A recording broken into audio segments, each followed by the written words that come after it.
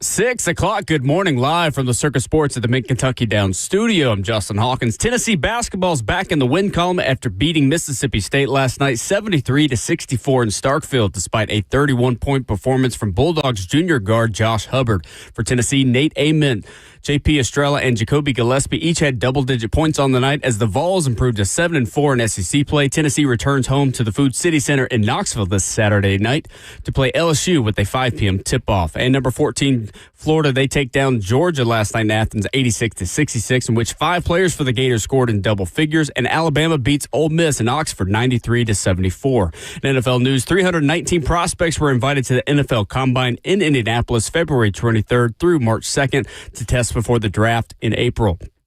6 players from the Vols were invited in Chris Brazzell, Miles Kitselman, Bryson Eason, Joshua Josephs, Colton Hood, and Jermon McCoy. For Vanderbilt, 2 players were invited, Diego Pavia and Eli Stowers. Texas A&M led all schools in the NCAA with 13 invites. Also, the Dolphins, they're hiring former Eagles offensive coordinator Kevin Patullo to be their passing game coordinator. That was announced yesterday. For all your foundation repair and waterproofing needs, you got to go to USSTN.com. Breaking news at once on your home for the Titans and Vols. This is 104.5 The Zone.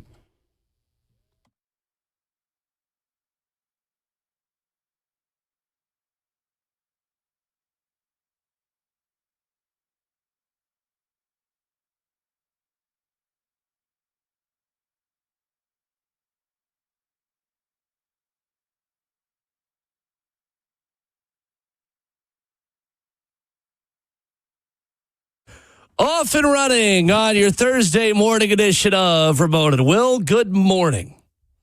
I regret to inform you it is cold outside again. But that's all right. I was shocked. People say like seasonal depression isn't real, and then like the first nice day that you get in months, you're like, wow, I've been living a lie. Anyway, it'll be a good day anyway. 615-737-1045 is the number. Any day attached to Friday is a great day, and it's Friday Junior. It's already Friday Junior, man. I feel like this week has flown by. Sure has. It's been a weird week. What are you talking about? It's been a weird week, probably because y'all don't have your Valentine's Day gifts ready. That's why. No, that is incorrect. Does it count if my Valentine's Day gift is for myself and it's a car? You know what? You know what? Treat yourself. Justin Hawkins back at the controls. Ramon Foster, Will Bowling. What the heck happened? Yeah. Oh, man, what a story. Gosh, don't call people at 4 o'clock in the morning and expect people to be awake. That's true. Let's just be honest with that. That's a good place to start. So my car's had some transmission issues for the past, 5 years, whatever. So it's keeping it maintenance is the biggest thing that I've been doing the last several years. And it's been running fine. And then it has its problems every now and then. But, we knock on wood. We pat the steering wheel. We tell the car, you're doing a good job. And then we get from point A to point B. But yesterday, we get up and all of a sudden get on the interstate, get about 5 miles down the road on I-24, headed in. And it says, you know what? We're done. The gas no longer worked. The accelerator no longer worked. The middle of the interstate. It just stopped. All of a sudden, I go from 80 to 40 just like that, the snap of a finger, and I'm like, okay, well, this is fun. The car was still on. The car runs. Okay. It doesn't drive. Okay. Yeah. My goodness. It went from, the reason why I noticed it is because I was going about 60 to 70 miles an hour. Yeah. And then all of a sudden, the RPMs jumped up to 8. It was like, yeah, this is not going anywhere. 8? Yeah, it was crazy. So it was That's scary. Wow, man. So she did not want to run anymore. She was about to be on fire if you waited much longer. Yeah. So I pulled over, put my hazards on, called my wife. She was not happy. And she was, it's your fault. No, I'm playing. Was her phone on ring that early? Yeah, she said, I dropped my phone and I in a panic, and then my dog woke up and he was like, what is going on? Yeah, it was bad. So called AAA, got it towed back to the house. Now we're just going to sell it as a clunker, and we got a car lined up for Saturday that we're going to try to buy. Okay, so that's bittersweet. It is bittersweet. It's a 2009, so she's ran her life. She's about 240,000 miles on it too. A lot of she references. It is. What's her name then? Izzy. It was my wife's car before I had it, and she named it Izzy. It's a Ford Escape. Okay. Yeah. And it escaped yesterday. It sure did. It escaped right. R.I.P. in peace. As soon as it got up on the tow truck, she goes, "This is her funeral procession." enjoy. So it's been bittersweet. Okay. But yeah. So Man, how I'm much? sorry, man. That sucks. How much had you poured into the transmission fluid and just maintenance over the years? that's tough. Were you better off just trying to, save all that money for a vehicle? You think? Because that's the thing. Like some of it have emotional it's like the attachment to it. hindsight 2020 thing. Yeah. Like Yeah, coulda, right. shoulda, woulda. Like I That's could true, have too. maybe Yeah, we could have that's tried to true. buy a car later.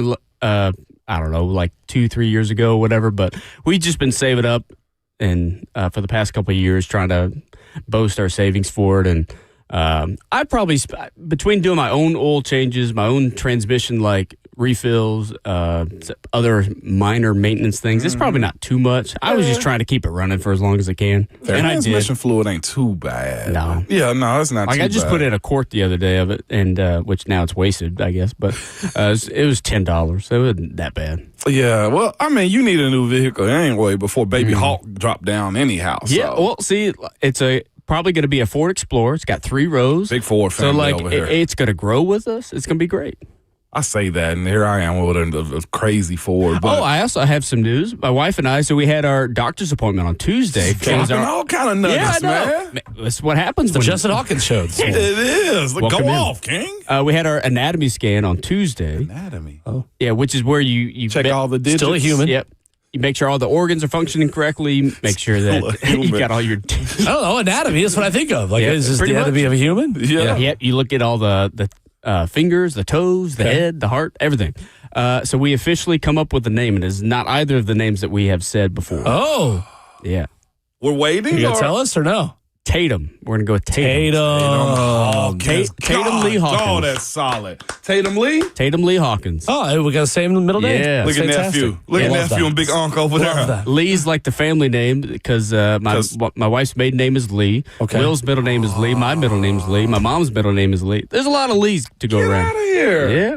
That's I one like way it. to carry her last name as well, since she took yours. Wow, that's pretty. Tatum. So you're going from Jayhawk to Tatum. That's not far from Jack Tatum, former Titan. Oh, there you go. Oiler, but yeah, former Titan. Let's go. Future safety in the family. I mean, Tatum's I such a strong tried name. to I make- hate I didn't suggest that earlier to you. While I'm out here talking about Omar. It was a close second. Omar not coming. Omar not coming. Yeah. At all. Yeah, I tried to go with Mike. She did not want Mike. Mike's a good football name. Michael, or are you just going to do Mike? Nah, Mike. A lot of Mikes in this football world that Yeah. have a lot of success. Okay. Lisa said, great name, Justin. Just so you know, T-Hawk. That's what Lonzo said. there you go. T-Hawk. T-Hawk. I There like you it. go. God. Effing a Big Chat open, Facebook Live, YouTube, Twitter, or Twitch. That's where our community wakes up. 1045 The Zone TV, youtube.com/1045 The Zone TV. Glad your car did not explode. Glad you are thank still in you. one piece. For I've sure. been. to say Have the y'all, least. when was the last time y'all been on the side of the highway? If you ever have. Yesterday. Well, you. Thank you for the reminder. I don't know how long's it been for you? It's been. I had my Impala SS, my '96 Impala SS, and it had a power issue. So I drove it to work one day, and it was the summertime. I just cleaned it up, man. It was my old school car, and the power just dropped off on it. And I was over there right past the Briley exit near that highway, and this was about 4 years ago now. Oh, okay, recent. 3 years, yeah, 4 years ago. And I just remember, like, I like old cars. I love old cars. Heck, I want another one. I'm teasing Keish, like, Keish, what do you think of this car? You gonna let me build another one? I said, let me build another one. Yes, there are checks and You balances. build it in the on our house. website. but Yeah, I have, okay? I was like, don't doubt it. I'm like, Keish, we I kind of want to build another car. And I just think about those moments, like having an older car. This was a 96. I fully rebuilt and just have the power drain out of it. Like, that car drained me, Will. But like being on the side of the highway, I was right past the Briley exit on that bridge. It's like a little overpass right there. And I'm stuck. I think I just caught a flat. And then, like, I lost power both at the same time. And I had to call a tow truck, same as Hawk. And when you're sitting on the side of the highway, and I have no spare in this car, okay? It's not like I have a fifth custom rim in the back of the car. Plus, I had speakers in the back and everything, too. And I'm sitting in the car, no power, calling the tow truck, and it's just the most lifeless, like, loser moment ever, I felt like, because you're on the side of the highway and just trucks are just vroom. Yeah, you're like, if I took like 10 steps this way, I would go splat. It's kind of always the thought I have. I'm like, wow, not a loser 70 moment, miles per hour is still pretty quick. Helpless right. moment, and being stuck on the side of the road, it ruined my day. It ruined it so much, Will Hawk. I was just like, I'm gonna sell the car. And I did because I dealt with other stuff with the vehicle at the same time. And then I bent the rim one time. I caught a flat. I lost power. I had to redo the motor. And I was just like, I'm done. Being on the side of the road is what really did it for me. Okay. Savage continuously tells me you shouldn't have sold the car. And I probably shouldn't. But Savage continually tells me you shouldn't have sold the car. And that side of the road stuff sucks. For me, it wasn't anything breaking down. I was just pulled over on I-65 North around 100 Oaks, going from Brentwood to downtown. I was in high school, and the officer tried to tell me I was going 90 to 100 in what was a 55, and I looked him dead in the eye. I was serious. This was not a made-up story. I looked him dead in the eye and said, "Sir, I don't think this car could go that fast." And I didn't get a ticket. Talked my way out of it. But I pulled to the left side because I was in the far left lane because I was late for something. Yeah. And I was dressed nicely, which probably helped. And I'd never been pulled over. Yeah, I was 16. I was fresh out of the Columbia driver's ed place, which real ones know. You don't want to wait time. You go down to Columbia to get your driver's license, which is what I did and many of my friends did. And the officer was like, okay.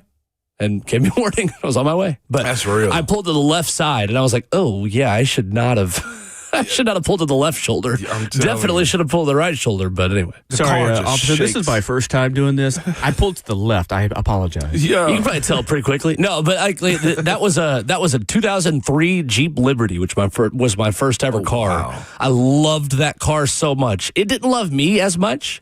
It would smoke driving up hills a little bit. I would smell smoke, and the RPMs never got over 1.5. Yeah. So I was like, all right, well, it's a great starter car. It's all I needed. Yeah, I know. I just needed four wheels to get me to class. And then when class became in Knoxville, it was like, all right, maybe we leave the Jeep behind and upgrade just a touch up. And then from there. Did y'all ever name your cars? Not really. My first car was a 98 Ford Explorer Sport. It was green, named it the Green Hornet. See, all right. It was nothing Hornet about it. For guys, so I'm gonna give a little bit of line of demarcation here. For dudes, I think it's okay to name your car something like that isn't a human name.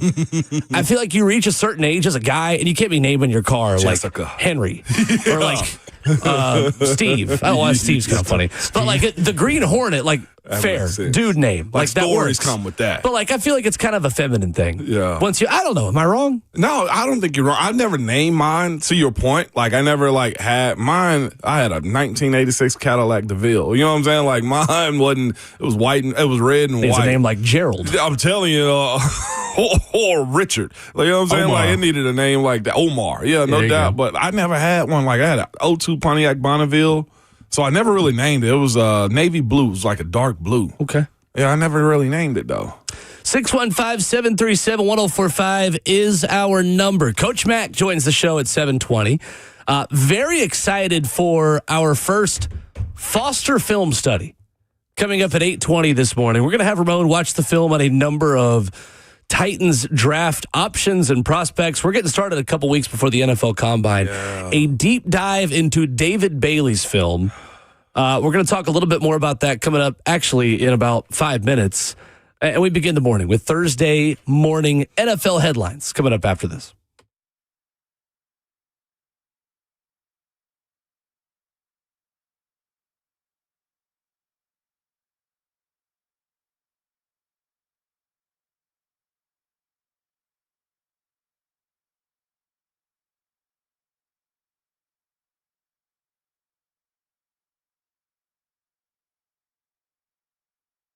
Guys, why not go over the top for Valentine's? All right, really make a statement with something that is so personal, so romantic, and so meaningful. I'm talking about something amazing from Genesis Diamonds, something that she can keep for years and years. Listen, flowers are nice, but nothing is more timeless than a dazzling bracelet, a pair of diamond earrings, a colored gemstone pendant, and at Genesis, they have put together a special selection of thoughtful, affordable gifts for this Valentine's, including all new creations from their exclusive designers. I'm talking about truly unique pieces that she will go crazy over.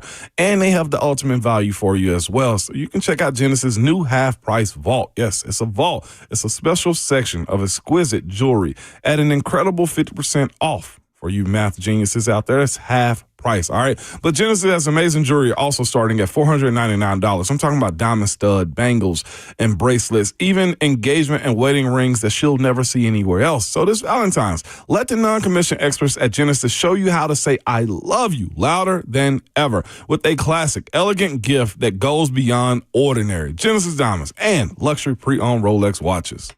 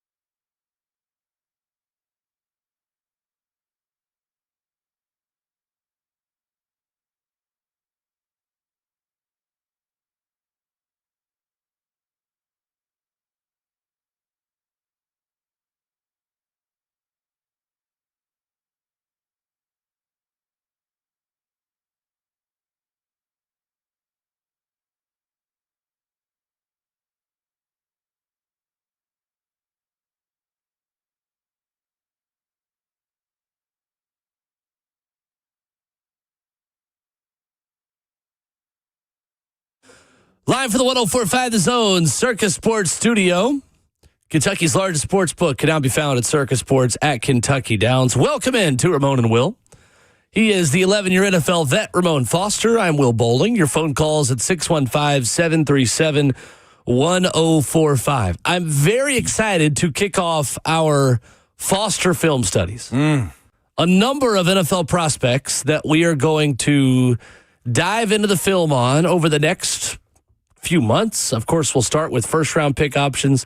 We'll look at some options that aren't even for the Titans, that are just in the draft. We'll look at some that are maybe day 2, day 3, some balls in there as well. We're not going to give away which side of this you are on, Ramon, but you walked in here this morning, and I want you to tell the people what you told me. I told you this morning, I said I looked at the tape this morning of David Bailey, said it's not even close. Between him and Ruben Bain Jr., I don't want you to divulge which direction you are going in. It's not even close. But you don't think it's even close between the options the Titans have with the 4th overall pick between Miami edge rusher Ruben Bain Jr. and Texas Tech edge rusher David Bailey? It's not even close is what I will tell you guys. I'm excited for this conversation because, like, watching that tape, I really was studying as if I was blocking it or if it was my team. Had a coach in front of the room on Thursday saying, gentlemen, on third down, this is what we got to face, and everything else that went into it, knowing what I've seen from, both of them. I told Will, I said, Will, saw the tape, not even close. Interesting. Well, not even close. And again, not to divulge which side you're on, because we want people to hang on with us at 8:20 this morning when we talk about it more. But the direction you're going in is the opposite of what I expected based off of what you originally told me. And I want to see what others have to say nationally about both prospects and see how I align to it. I take pride in watching tape. I take pride because I feel like this. In doing this job, I have to bring something to it. The same way as Blaine does as a former player himself when he speaks about the secondary or wide receivers in general. Like, there are certain stuff that you see, you love, and you say, hey, yeah. Then you see stuff like, it's a fascinating approach to both of these prospects, and the David Bailey one is good conversation to have. It's not. I'll continually say it's not even close. Okay, well, stick around for that.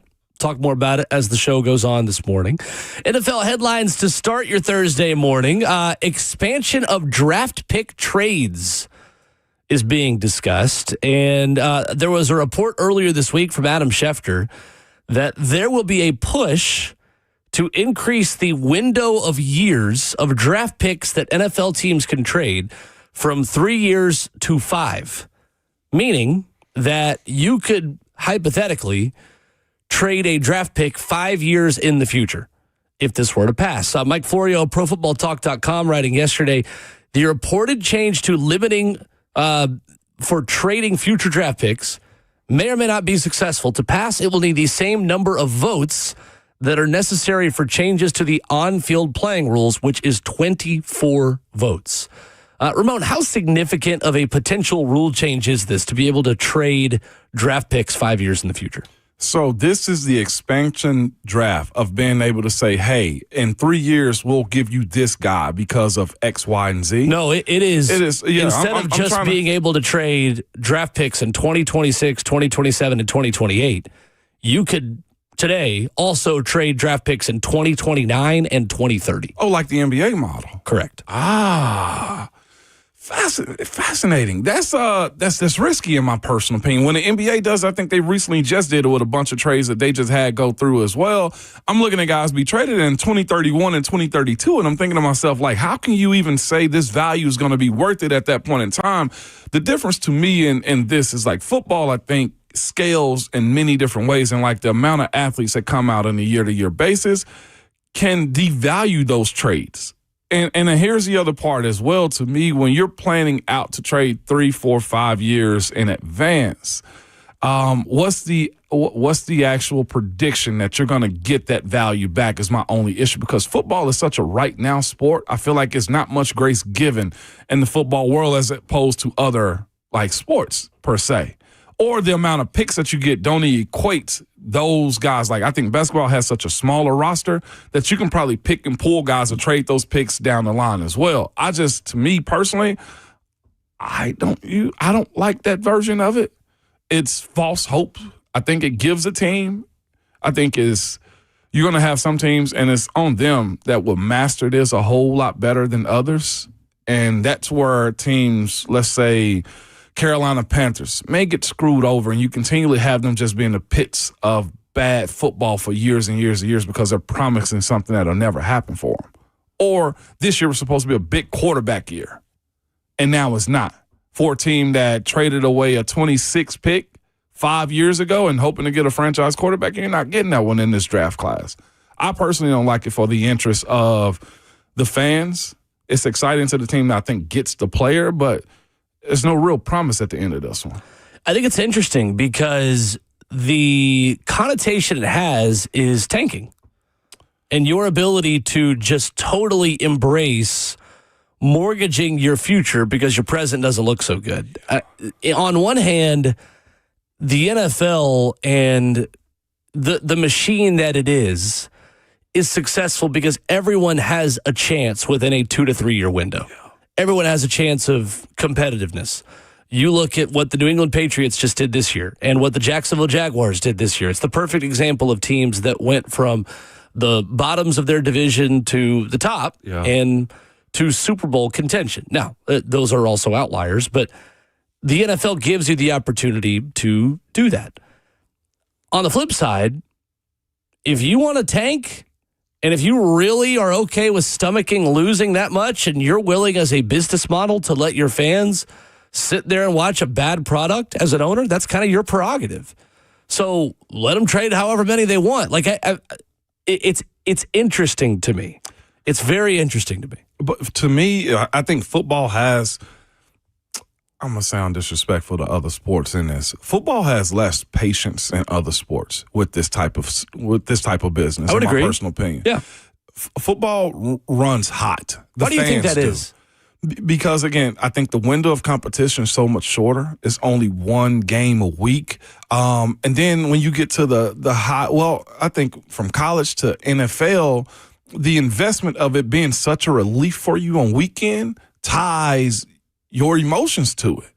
And I think when you're telling the team, we're going to trade away these picks for one particular player and that player doesn't work, like, the patience grows thin. Like, we're talking about guys getting pretty much benched or fired after 1 year. We got coaches in the NFL now that are getting kicked out sooner than they ever have before. You got buyouts in college, and I know the coaching don't matter to a lot of people, but the coaching and winning is tied hand in hand. So Jimbo Fisher, for instance, that's a situation that I think is somewhat comparable to what this trade-off is in a sense. What I'm saying is this. We were told that was a $20 million roster or something like that they had. It was the best 5- and 4-star class that Texas A&M has ever had in history. On top of him being paid close to, 100 or 80 million or 80 to 100 million, whatever that number was as well. And then expectations were super high. And then those expectations fell flat. And they fired him and also paid him to leave on top of that. Like, I don't know if this world is going to work efficiently or teams are going to want to buy in this often to the idea that they're okay with trading away picks. Like, now, here's the other part of it. In the short-term version of it, you got the Los Angeles Rams that hit hot on Sean McVay. They already had Aaron Donald. They said, bleep those draft picks and went and got a guy, and they got it quickly in a window. Fine. Who else has actually done that since them? I feel like the NFL is such a win-now sport compared to the most other major professional leagues. And I feel like if you are trading a draft pick in 2026, that you're trading, 2031? 31. Like you mentioned earlier, does it kind of wash what those draft picks actually mean? A first-round pick now. What do you mean by wash? So, okay, in the NBA, you're going to trade, 3 first-round draft picks? You're not going to get that draft pick for another 5-6 years. So how much does that wash what that pick actually means? So now you trade a first-round pick for, say, Jeffrey Simmons, and how much impact that makes now. But you're not going to feel that impact for another 6 years. Yeah. How much does that wash it down the road to where you trade another pick as well, just to kind of supplement what you're giving away now, but for later? I don't know if... it's kind of confusing, but No. It made perfect sense because that's where I was going to go. Like, I don't know if football or the NFL model has as many impact and superstar players that teams are willing to let go, because think about how hard it is to build up your superstar. I pushed the conversation this offseason that the Titans should move on from Jeffrey Simmons to try to build up this team for right now. Now, imagine if you do give Jeffrey Simmons away to a team and you can't see that first-round draft pick until 2030 now. Right. That's the issue to me, is because now who's the replacement for Jeffrey? And what's the promise that in 5 years, the same GM, coach, everything's going to be in place? I don't think it would happen. I don't think it would happen very often, to be quite honest with you. I think you are looking at salary dumps and movement of transcendent talents for right now ready-made teams. Right. I think you are looking at situations like, let's say, Lamar Jackson being moved, or the example of Max Crosby. Max Crosby's not the best example. He could be. Somebody who's got a really inflated salary. Maybe this gives a little bit more incentive to not just cut players. So that also does another thing, that the team that trades for them is taking on a bigger salary number as well than just if a player gets released. Mm-hmm. My question is on all of this, how teams would just use it for tanking, first of all. It's true. To just fully embrace it. But secondly, does this empower players more to have a little bit more leverage to facilitate moves out of places where they don't want to be? Because all of a sudden now teams would have even more ammo to move for Myles Garrett. Mm-hmm. Like Deshaun Watson. Okay. Yeah.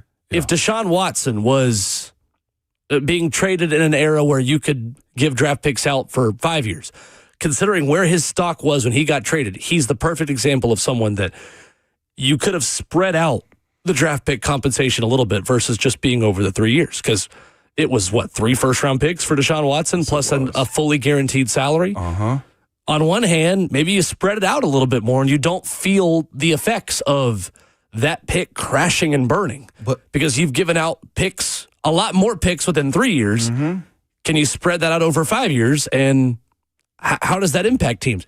I have no idea. We're all working within something that has never happened before. And to be fair as well, the way the salary cap floor is set up, there's only so much tanking you can really do in the National Football League, because you do have to spend a certain amount of money over a 5-year rolling average. I guess the question is also, who is this being done for and why? Good question. And I think I have an answer for that.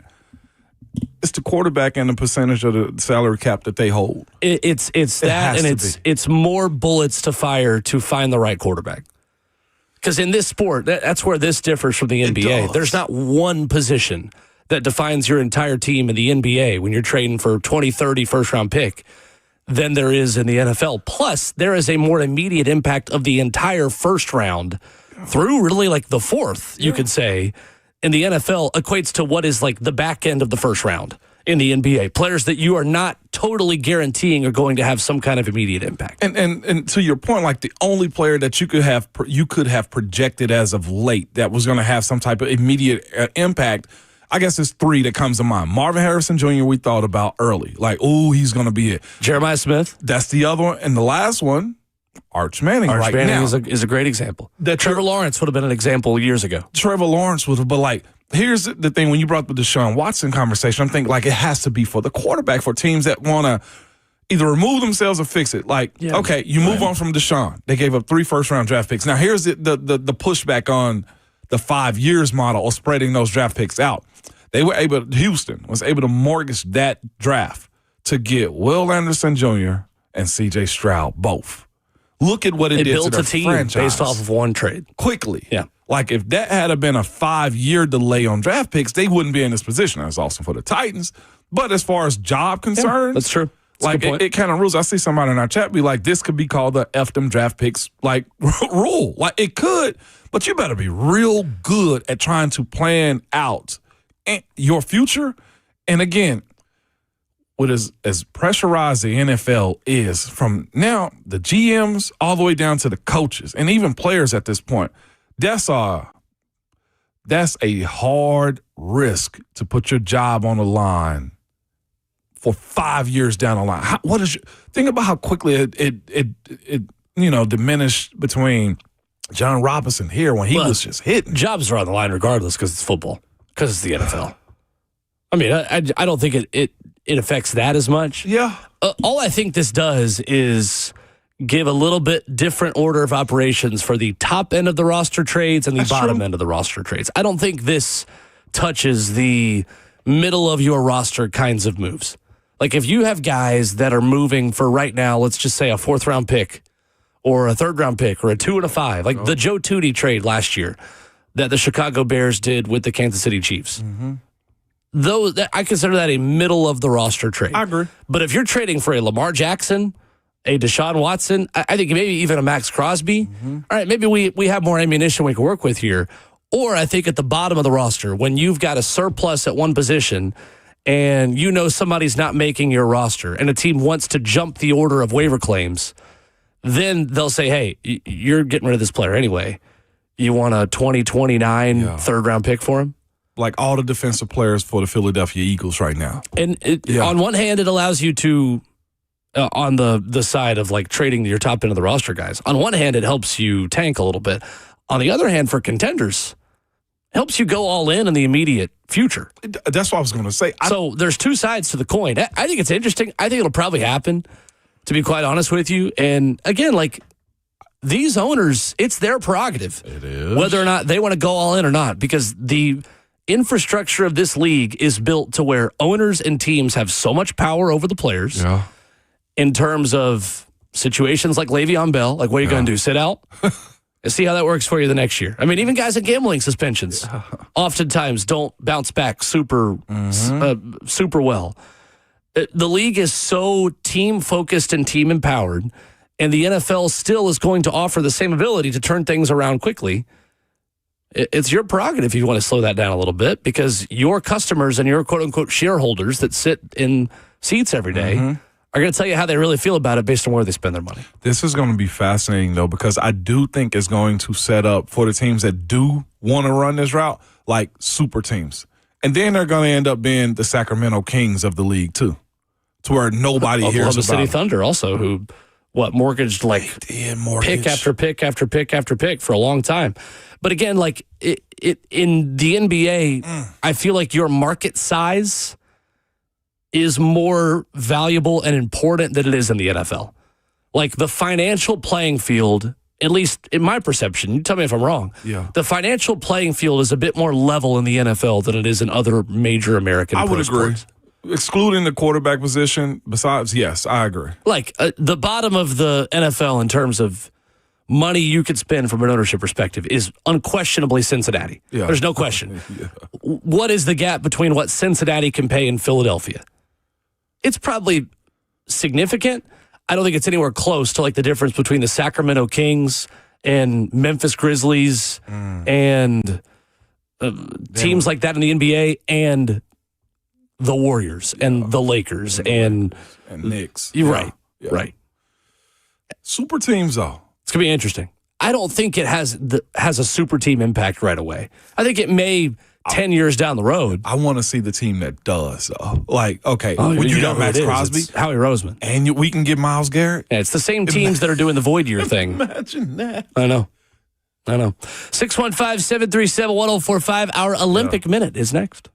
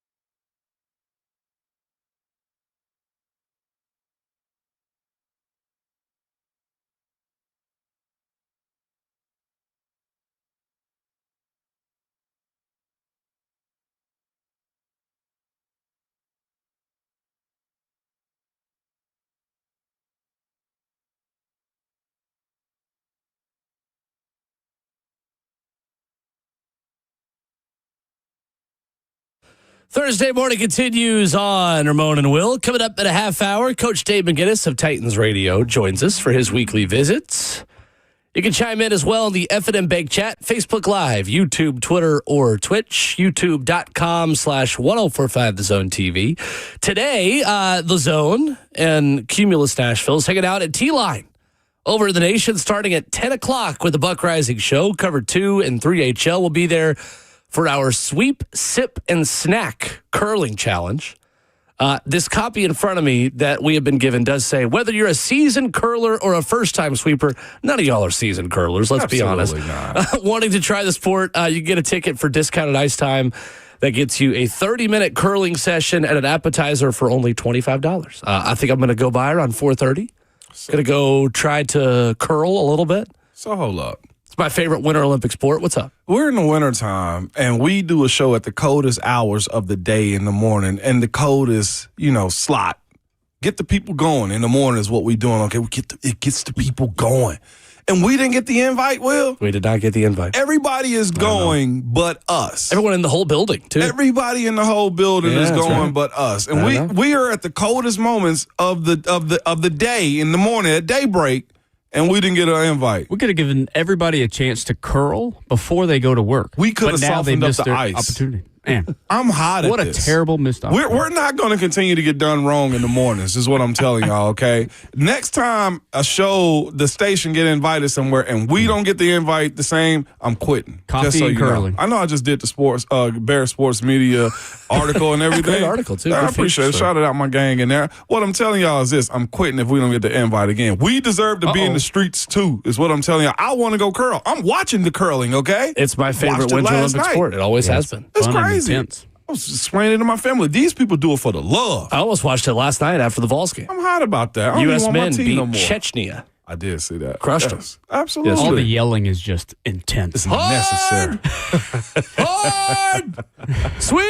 Sweep! Good! I'm serious. Okay, thank you. See, these are the things that they're missing this morning. Man. If we don't get an invite the next time, other than golf tournaments, I'm losing my mind. All I know is if I go at 4:30 today, I'm going to need a sheet of ice, and I'm going to need to be able to curl immediately. I'm not even going now. I'm kidding.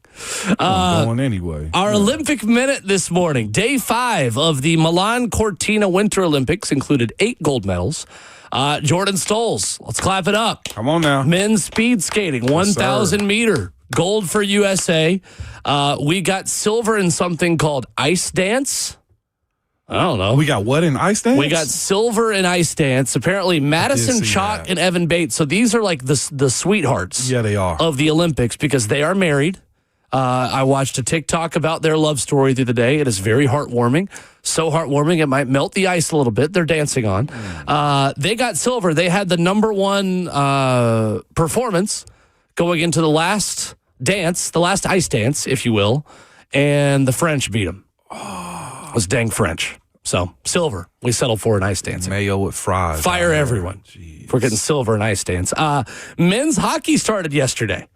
Slovakia defeated heavyweight Finland.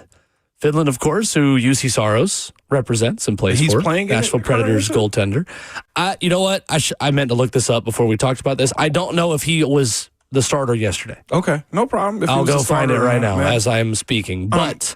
I watched the half pipe last night. Today, Flying Tomato was there in the building, Shaun White. But today is a very, very big day because today, Team USA men's hockey begins against Latvia. Latvia? That's right. Oh, that's what we just talked about. Latvia. Yeah. Canada, our little brothers, also start today as well. Connor McDavid and Canada face the Czech Republic at 9:40 Central. Uh-huh. Austin Matthews, Matthew Tkachuk, Team USA takes on Latvia at 2:10 today. UC Saros was the starter. Okay, that's what I figured. Matthew Tkachuk. I'm looking at his name. Big T in that name right there. Tkachuk, though. And his brother Brady on the team as well. Brady Tkachuk? They are on the same line. They are electric. You will love the Tkachuks. The Chucks. Okay, gotcha. I'd have ruined his name so bad, boy. Golly. I'll be tuned into it, though. The women are on a little bit of a break right now, too. Women's hockey team, our national hockey team. No, we destroyed Canada the other day, 5-0. Oh, man, that was crazy. That's 2 days ago. That was 2 days ago. That was yesterday's Olympic Minute. First time they've ever shut out Canada in the Olympics. What happened to Big Canada in hockey, man? Little sister. Yeah, that's right. Little sister showed up. Okay, then say The less. Kachuk brothers are kind of like the Bruise brothers, whatever they're called, in the Mighty Ducks. You know what I'm talking about? Yes, absolutely, Yeah. I do. Except for they're Chucks just fly together. They way more skillful. They are. Yeah, they're some of the top Who players. do they in the play league. for professionally? Matthew Kachuk plays for Florida Panthers, and Ooh. Brady Kachuk plays for Ottawa Senators. Well, one got lucky, the other one didn't they? Weren't they in the finals together a few years Well, back? Kachuk used to play for Ottawa? Calgary Flames before he was traded to Florida, Florida. and then they won the Stanley Cup. Yep. Yes. And they're electric. Weren't they playing Ottawa, was it 2-3 years ago in the No, they're different divisions or Oh, different okay. conferences. Ottawa's been bad for a long time. Ottawa's been bad? Yeah. I know who's not carving a Thanksgiving turkey moving forward. Who's that? The one that's with Ottawa. You don't get to carve the turkey on holidays. Brady was kind of the leader of that USA Four Nations team a year ago. Had 3 goals in 3 games. Okay. And Matthew also was an alternate captain as well. Had 2 goals, 1 assist.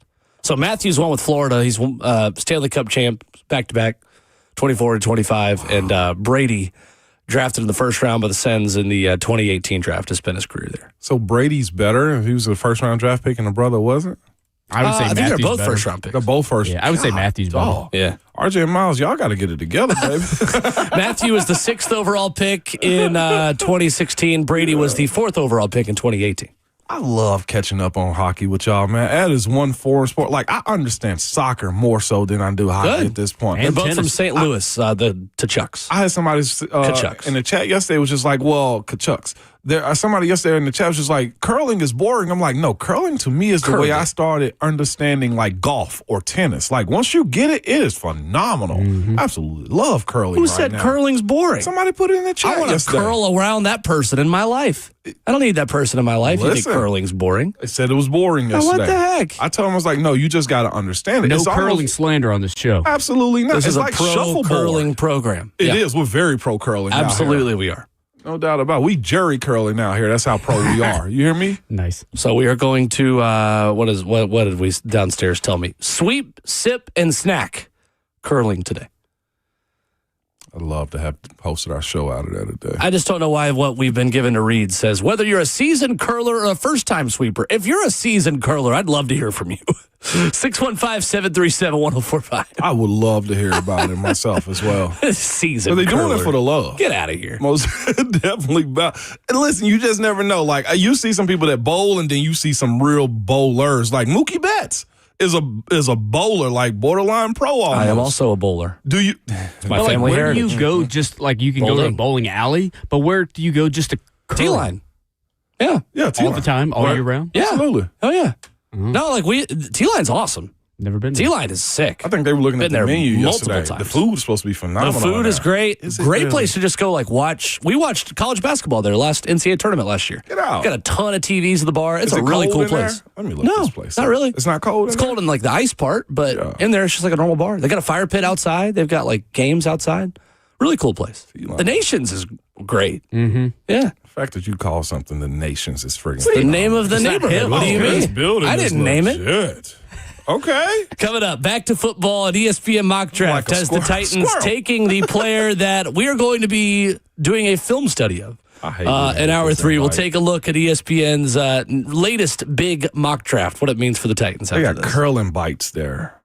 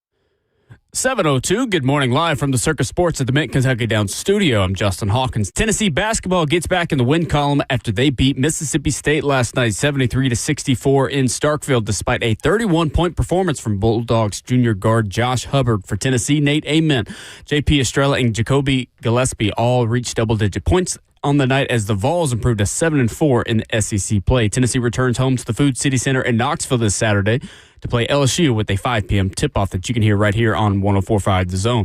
And number 14, Florida, they take down Georgia in Athens last night, 86-66, in which 5 players for the Gators scored in double digits. And Alabama beat Ole Miss in Oxford 93-74. In NFL news, 319 prospects were invited to the NFL Combine in Indianapolis February 23rd through March 2nd to test before the NFL Draft in April. 6 players from the Vols were invited, and Chris Brazel, Miles Kitselman, Bryson Eason, Joshua Joseph, Colton Hood, and Jermod McCoy. 2 players from Vanderbilt in Diego Pavia and Eli Stowers. Texas A&M led all schools in the NCAA with 13 invites. For all your foundation repair and waterproofing needs, you got to go to USSTN.com. Breaking news at once on your home for the Titans and Vols. This is 104.5 The Zone.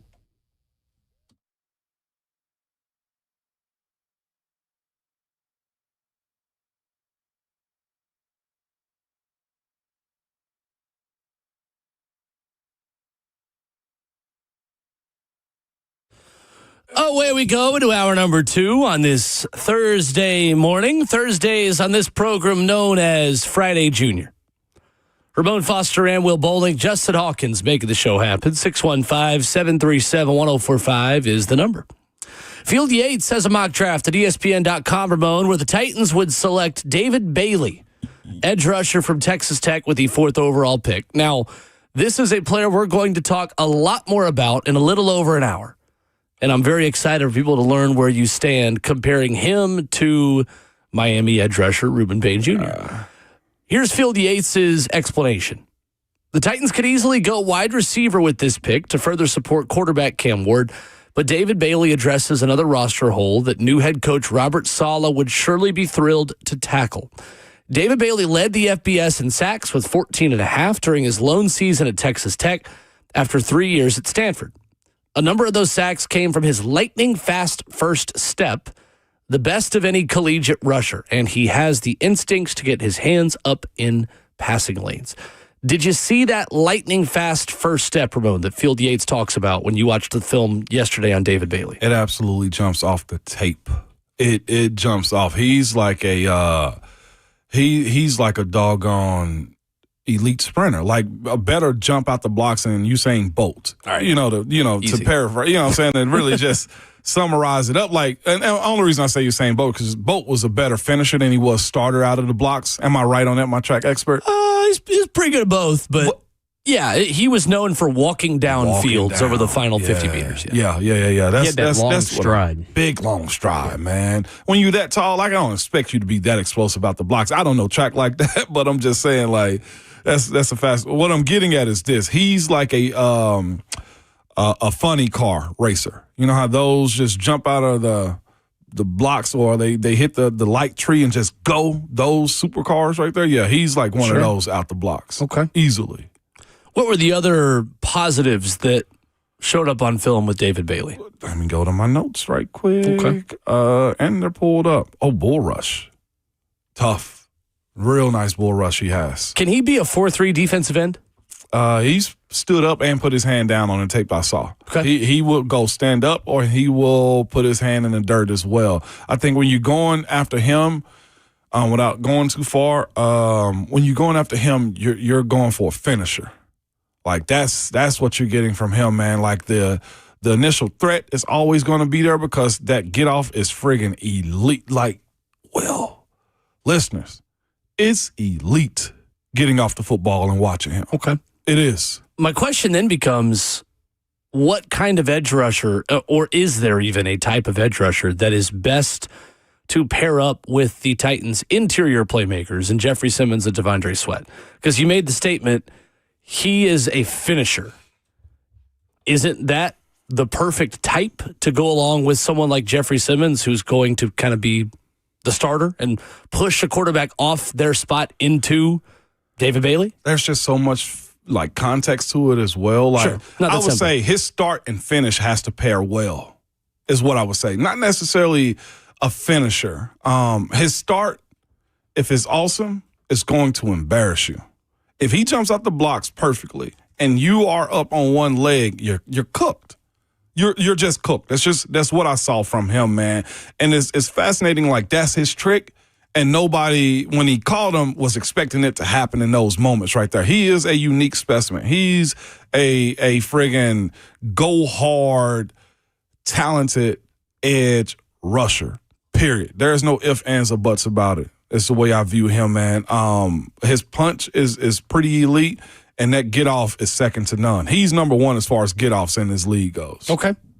I like it. Well, we'll talk more about David Bailey coming up at 8:20. I didn't even give you my side yet, did I, on that one? Your what? I said I didn't even give you like real. It's so much I have left. Yeah, sure. On We're him. just scratching the surface. We'll get a ton of breakdown on him, and we're going to do this on some of the prospects that are being most strongly linked to the Titans over the next few months. I mean, we're going to start with the first round options, obviously, and call it Foster Film Study. Yeah, So that's our first one today, and I like that. I'm glad we started with him first too, because I'll be honest with you, I didn't watch a lot of Texas Tech. One, because my Saturdays were packed up and going back and finding his tape. And this is gonna sound weird, probably corny to a lot of people too, but I just enjoy watching SEC football more. It's not weird at all. Even if the Big Ten is that's because you know ball, reigning national champions, right? I just look at the competitiveness of game to game. And maybe it's because I'm more familiar with SEC play. And that probably, but like. More empty seats up there, too. And Big 12. But like Big 12 to me is I think there's not enough parity in those divisions. I'll go Big 12. Big 10. At least not this year, because that script has flipped, because for a while, the Big 12 was the most wide open conference. I mean, really coming into last season, we didn't know that Texas Tech was going to really click. You did. With that amount of highly paid players in the same locker room, because, I mean, we have examples of teams that have crashed and burned, just totally relying on NIL dollars, and they built that team the right way. And so it turned out being a league with hardly any parity at all. It was the Texas Tech Invitational. Right. It was pretty much. And BYU made it interesting, if I'm not mistaken. They did. And Utah was fine. I mean, on paper, there were some good teams. There was not a team that could match up physically with Texas Tech in that conference. And that's what you see from him, too. It was the same gap between them and everyone else that Alabama had under Nick Saban in his heyday to the rest of the SEC. Absolutely. Yeah. They're reigning supreme. For sure. No doubt about it. Yep. Other parts of this mock draft that I thought were interesting, we talked about it yesterday. We, as an NFL society, have to make sure the Chiefs don't get Jeremiah Love. Field Yates of ESPN has the Chiefs selecting Jeremiah Love, the Notre Dame running back, with the 9th overall pick, saying, while I don't know if Love will fall to this pick in April, I would be surprised if he makes it past the Chiefs. Simply put, Jeremiah Love is the biggest non-quarterback difference maker in the class. Explosiveness and vision as a receiver, his routes from the slot look no different from a wideout. Says the Chiefs need a major boost to their backfield after ranking 25th in rushing yards per game at a 106.6. There is no doubt, Ramon, that if Jeremiah Love is available for the Kansas City Chiefs with the 9th overall pick, he is going to be a Kansas City Chief. Yeah, easily. They are the type of team that is in the position to add playmakers like Jeremiah Love. They went back and got Kareem Hunt. They're so desperate for a running game. Right, yeah. Like that's where they are. And Kareem Hunt has some issues on his track record to come back there. Like that's how desperate they are. They've tried it with Isaiah Pacheco. They ended up moving Clyde Edwards-Helaire out the way because they thought they found the gem in Isaiah Pacheco, and it's netted them almost nothing in a sense. Now the question is, as a team, like, is it him or is it your blocking up front as well? Because they traded away Joe Thuney as well. Yep. But he solves a lot of problems. He's a offensive line fixer. Jeremiah Love is the way I look at him. Field Yates has Reuben Bain Jr. falling all the way to 10 and landing with the Cincinnati Bengals, which is ironic because the Bengals drafted a first-round edge rusher who's like the total opposite of Reuben Bain Jr. last year. So you remember last season, Cincinnati drafted Shamar Stewart out of Texas A&M, who is an athletic freak who had little to no production in college. 4.5 sacks in 3 collegiate seasons, but is just a freak athlete. Didn't really work out for him. He had 1 sack in 8 games. And a delay to his start. As a rookie. Reuben Bain Jr. is the exact opposite. Does not have the premier physical traits that jump off the page. The arm length is a major red flag, but he did have 20 and a half sacks in 3 seasons as an edge rusher at Miami. He had a significantly bigger amount of production than Shamar Stewart. No doubt about it. The Shamar Stewart one is, again, his team's just trying to hit on a guy they think is going to turn into a stud of a guy. Like, I love the projections, but a lot of this to me in the draft is like, go off what they've shown you. Go off like the production. Like, you got to see some semblance of like them being productive. Like, what was it? Walker with the Jalen Walker. Jalen Walker. It's another one. No. Who's the number 1 overall draft pick for the Jags a few years back? Trayvon Walker. Trayvon. Him All too. the Walkers is out here. Mm-hmm. Trayvon Walker, like, it's starting to pop for him, but like, has he turned into an all-pro that the number 1 overall pick should have? Like, Mario Williams to me is, if you're going to pick an edge number 1 overall, Mario Williams is the gold standard. And they hadn't seen that from Trayvon Walker just yet. You know what I'm saying? And don't overthink these processes, GMs. I know nobody's listening to me say this, but like, I hate when GMs overthink this. Like, they put the kid up in Cincinnati in a bad situation because, we went with the measurables. Like, no, he wasn't ready for that. Well, just in a bad situation, just living in Cincinnati. Well, I mean, where is that part of it as well? You don't follow him, though. Jervon McCoy would go 13th to the Los Angeles Rams in this exercise. It's How about the Pittsburgh Steelers taking Ty Simpson in this mock draft? easily. That's the best they're going to get when it comes down to picking in the 20s for a quarterback. I Number think 21. Ty will fit in there. I'm not opposed to that one. To me, watching how he plays the games, I know Rhett and I, we spoke about this yesterday. He's only started with 15 collegiate games. Correct. He's also set for 5 years to be in this position to learn and grow and be poised for these moments, man. I thought that of him before coming into the season. Like, he's a unicorn. Guys like him. Waited his turn. Yeah, they don't sit. I think there's some value in that. Bam, I think, benefited from it. It's just they weren't good enough this year. He sat for 3 years. 3 years. Sorry about that. Yeah. 22 to 24, and then he played in 25. As a 5-star, that don't happen. Yeah, I just think Ty Simpson's kind of Kenny Pickett with bigger hands. You do? In a lot of ways. Like, the profiles of what they were coming out of college were similar in that not a ton of experience, True. Mid-first round grade, and Pittsburgh's in the position to kind of bring them in and see if you can recreate what you were as a Heisman candidate in your last act as a college quarterback. I mean, they're not the same exact quarterbacks, and Kenny Pickett's probably a little bit better of an athlete. Ty Simpson probably a little bit better of a thrower. But in terms of overall draft grade, I mean, if you're a middle of the first round kind of grade, like, that's kind of the neighborhood that Kenny Pickett was in, and that one did not work out for Pittsburgh. That's not fair to Ty Simpson at all, just to say, just because he's a mid-first round grade, he's going to be Kenny Pickett. But it is interesting, some of the similarities between those two guys' prospects. It is. I look at him, though, too, and the role that he'll be asked to play. It will be a role that sits back. We're thinking about Mike McCarthy as a quarterback coach as well. He's going to probably have him just be a trinket and not necessarily the main piece in this play. To be fair, too, that's not the best comparison as I look more at the stats. Kenny Pickett played a lot more games as a college quarterback. Yeah. Wayne Zerline on NFL gave a comparison of Mac Jones, which is a pretty fair comparison in terms of play style and having to sit behind the quarterbacks. I can see that being Mac. I would not want that if I was Ty Simpson. He'll have a defense to at least back him up. Well, I don't know what Pittsburgh is. Well, plus if they bring back Rodgers for another year, he's going to sit behind Rodgers for that 1 year. Rodgers. I don't know, though. If you're drafted Ty Simpson, I don't think you're bringing back Aaron Rodgers. Maybe I'm wrong on that. I think they sit him. Okay. Yeah, I think they sit him. 615-737-1045. I don't know. If I'm drafting a quarterback that's only played 15 games, I want that guy to play. He already did it with Jordan Love, though. What do you mean? Sat him. Who behind Aaron Rodgers? Mike McCarthy? Yeah. Yeah, fair. Yeah. Fair. Coming up, Coach Dave McGinnis, Titans Radio's head coach after this.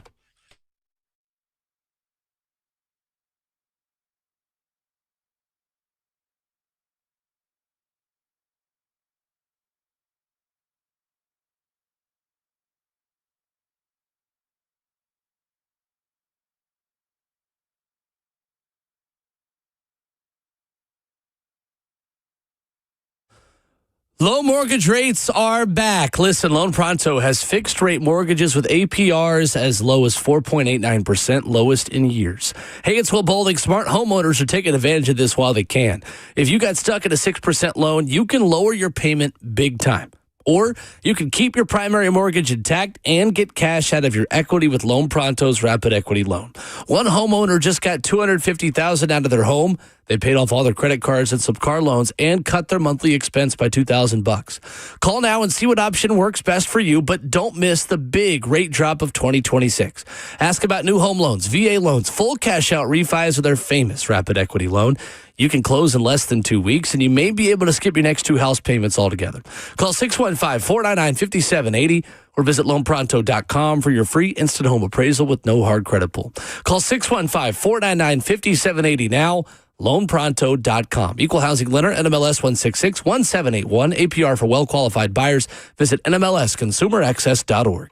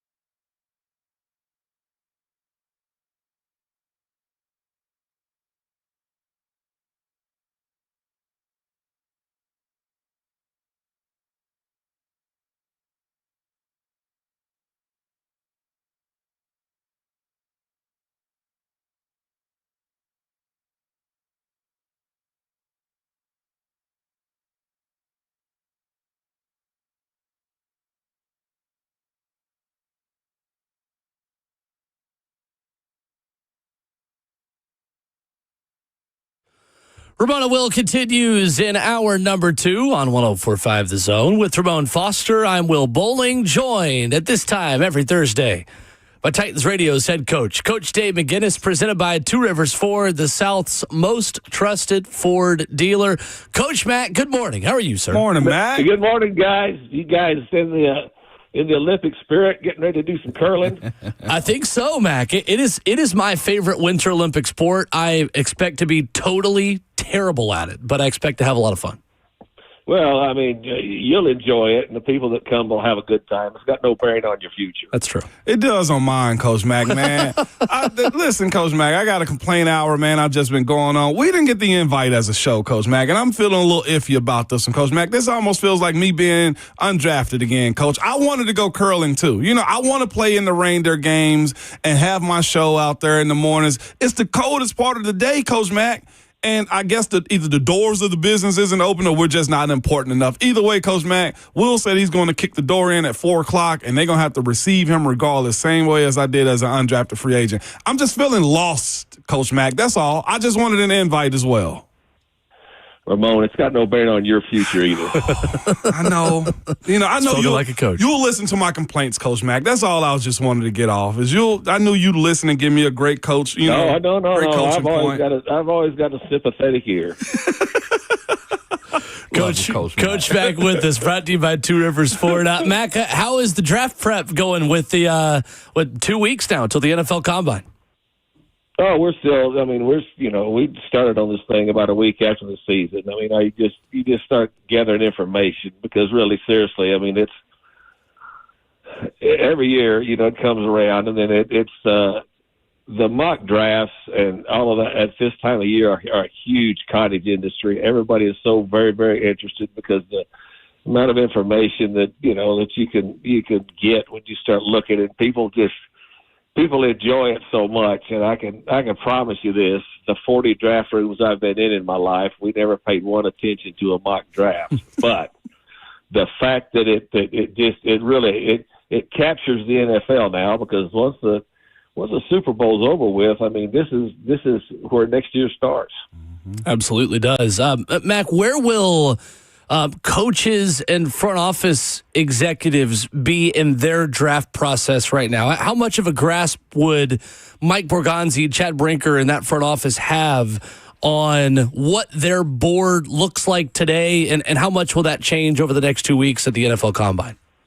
Well, they've been putting it together. You guys do understand, and you know this, that you work a year ahead on the draft, right, in personnel departments. I mean, they've been at it for a year. I mean, it's as soon as the draft is over with, the scouting departments, I mean, are immediately they're on to the next one, which they've already been on, for a little bit. So it's not like all of a sudden the draft right now at this point has just jumped up on them. They say, we got to start looking at people. I mean, it's pretty intense. What you do now and what they've done, especially with a new staff. A coaching staff in there. They're sequestered right now. I mean, they've been hitting the dungeon for a while now, and they'll do that all up until we go to the combine, and then even after. There's a lot of information to be collected. There just is, and then the combine is huge for this, for the measurement reasons and for the health reasons. It's huge, and it's gotten so big. It's gotten to be a commercial enterprise, but it's just another piece of the puzzle. But they work a year ahead. No doubt. We got Coach Mac on us with us this morning. Mac, one thing you mentioned is the medical side of the combine, and I do think that's the most important part. I've seen guys when I was there, Coach Mac, they be at the MRI office of the hospital, Coach Mac, for like 6 hours at a time. I just got to ask you, does it matter with the medical when it comes down to how guys are perceived there, or is it just more understanding that if you take them, these are the precautions that you have to have moving forward on how to manage them, Coach Mac? Yeah, well, it's a huge piece of the puzzle, and that's why it's so intense. That they do it there. I mean, there's been, yes. I mean, it's extremely important. And sometimes you find out some things just health-wise about people that, save their lives. Just because when you got over 300 people, going through very extensive medical coverage, you're gonna find some things. And so, to me, that's a huge part of it and especially as huge as the investments are now in draft picks, financially, you've got to be able to turn over every stone, about an individual, not only with his ability to play, but how healthy they are, and that's extremely important. Coach Mack, one thing I've learned over the years, I think all the time, like, man, the athlete is so much faster. Like, no, there's been fast athletes and big and strong athletes for a very long time. I was listening to 3HL give when they had Bo Jackson on their show, and they were speaking about him, just lightly running a 4.3 then a 4.1, Coach Mack. How was the craze when you saw a guy like Bo Jackson come out? Did you know he was that good, or had you seen anyone like him before? No. Yeah.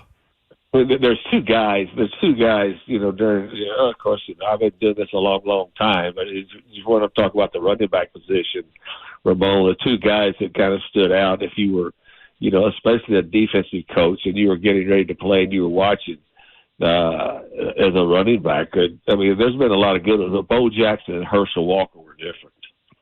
They were just different, and size and speed is the thing that separated them. Of course, both SEC guys, but it was, every now and then you run across, because let's just be honest, NFL athletes are special athletes anyway, but dudes like that are internationally famous for a reason. No doubt. And I wanted to piggyback that one, too, because I do wonder, because you see offensive linemen run 4.6s or 4.7, or they got physiques with like 7% body fat. Is that one side of the game that has changed tremendously, Coach Mack, with guys putting more focus on training? Yes. It has. The bigs. That's just everything. Everything has gotten more advanced, and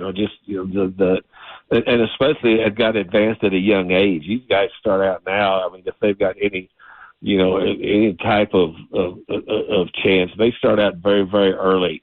That not only getting trained, but all of a sudden, and the thing that happens is now is you've got back in the day, everybody used to play every sport, but now it becomes so specialized so early because the competition to get to an elite level, which the National Football League is an elite level. You got to start out. You got to start early, and just all training methods, nutrition, everything. Everything has gotten so much better in so many ways, in so many different ways. That my answer to your question is yes. I just watched it develop over the years. Coach Mack at Titans Radio, our guest, presented by our friends at Two Rivers Ford. Mack, I'm curious how the Titans' type of player they are looking for will change under Robert Saleh's defense. And moving to a 4-3, Mack, how much different will the teach tape be, or the player profiles potentially that Mike Borgonzi will be looking for this defense compared to maybe a 3-4 defense? Yeah, well, I haven't seen them on the field yet, so you don't know. But you start looking at gathering information on the type of coaches that they've hired, and also what the history is of the head coach and what they're going to run. It all seems like it's adding up to be basically a 4-man attack front. So if you do that, it'll be like what we used to run here, and a lot of places I was with a 4-man line with a lot of rotation, and because there's the blueprint. You got the blueprint in the Super Bowl as to what it takes from what Seattle did.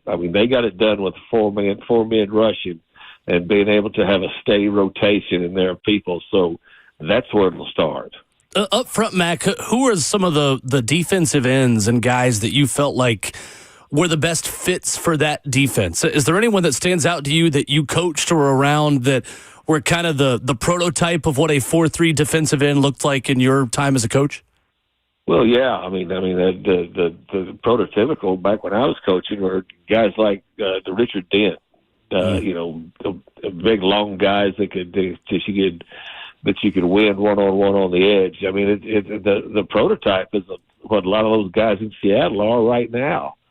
I mean, that's what you're looking at. And the other thing is they come in all different sizes, because when you're running a 4-3 front, that's an attack front.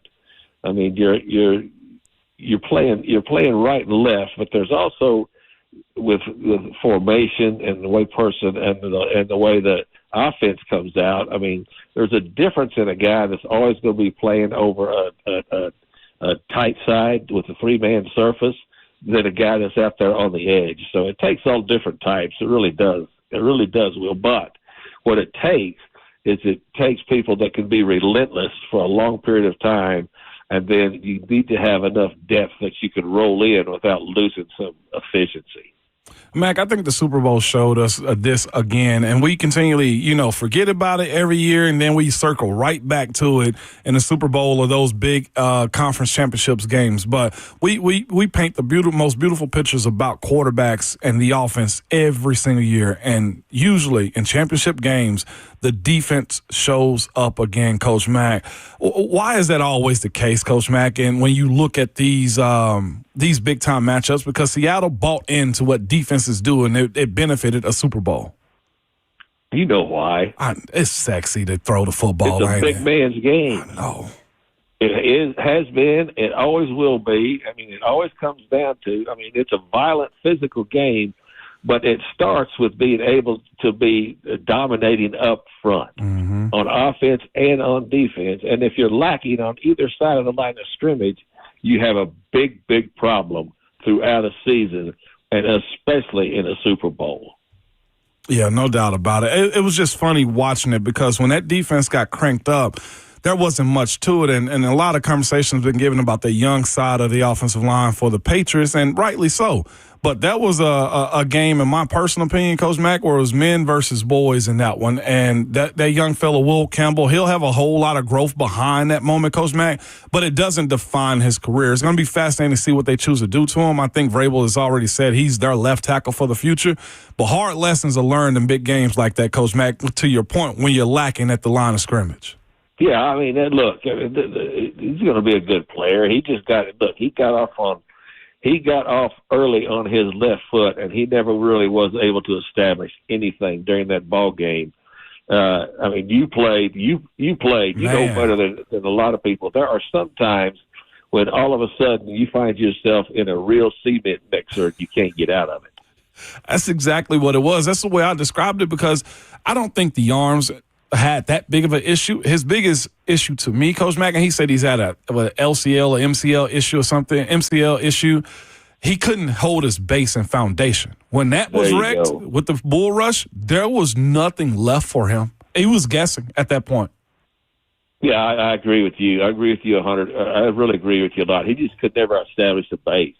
No. He never could. And then once they started to the tsunami rush him every down, it just cascaded on top of him. I agree with you.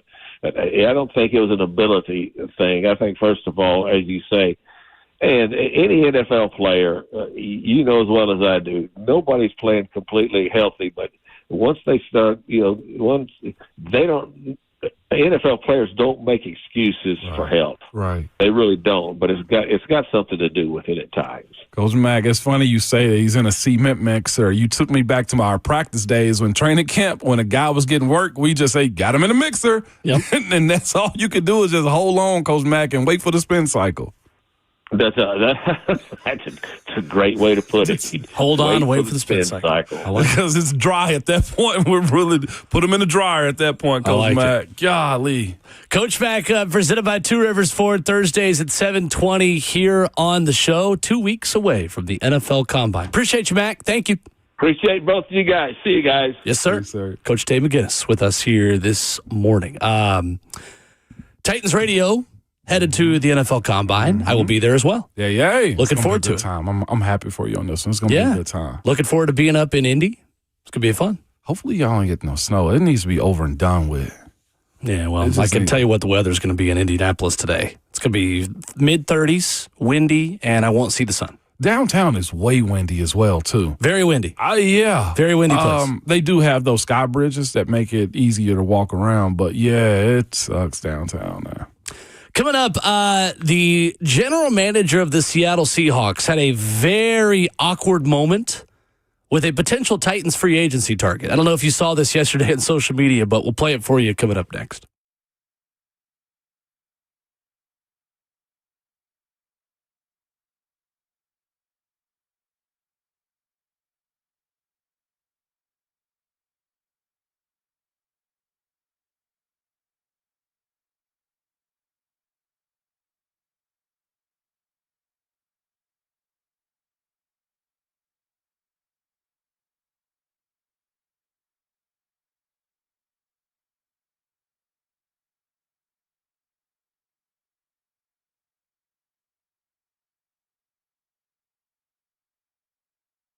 Low mortgage rates are back. Listen, Loan Pronto has fixed rate mortgages with APRs as low as 4.89%, the lowest in years. Hey, it's Will Bowling. Smart homeowners are taking advantage of this while they can.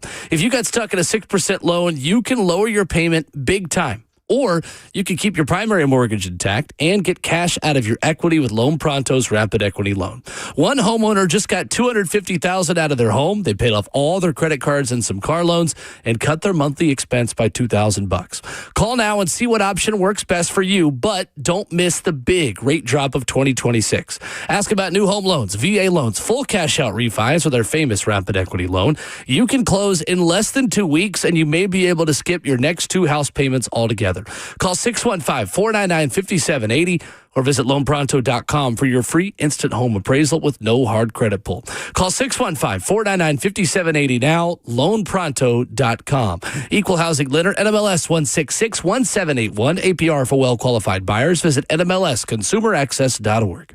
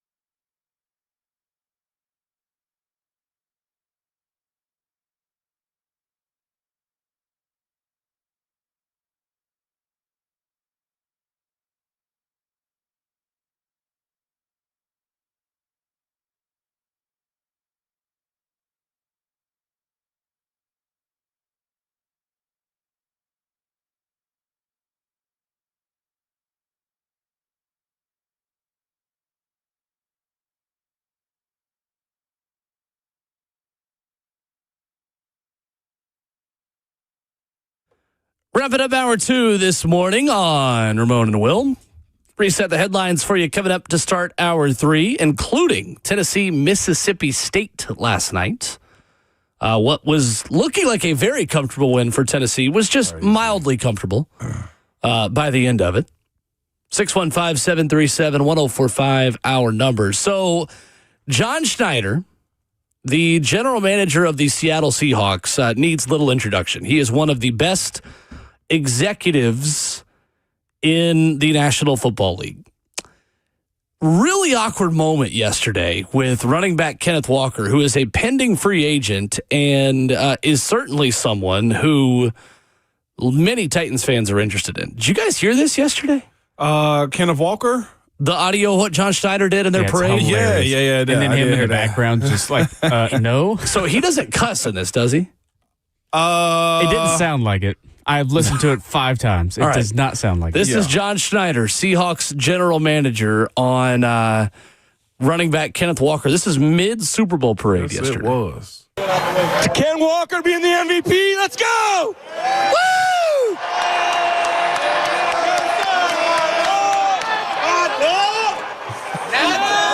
He tried negotiating with me 5 minutes ago. It was really weird. Anyway, hey, MVP, MVP, MVP.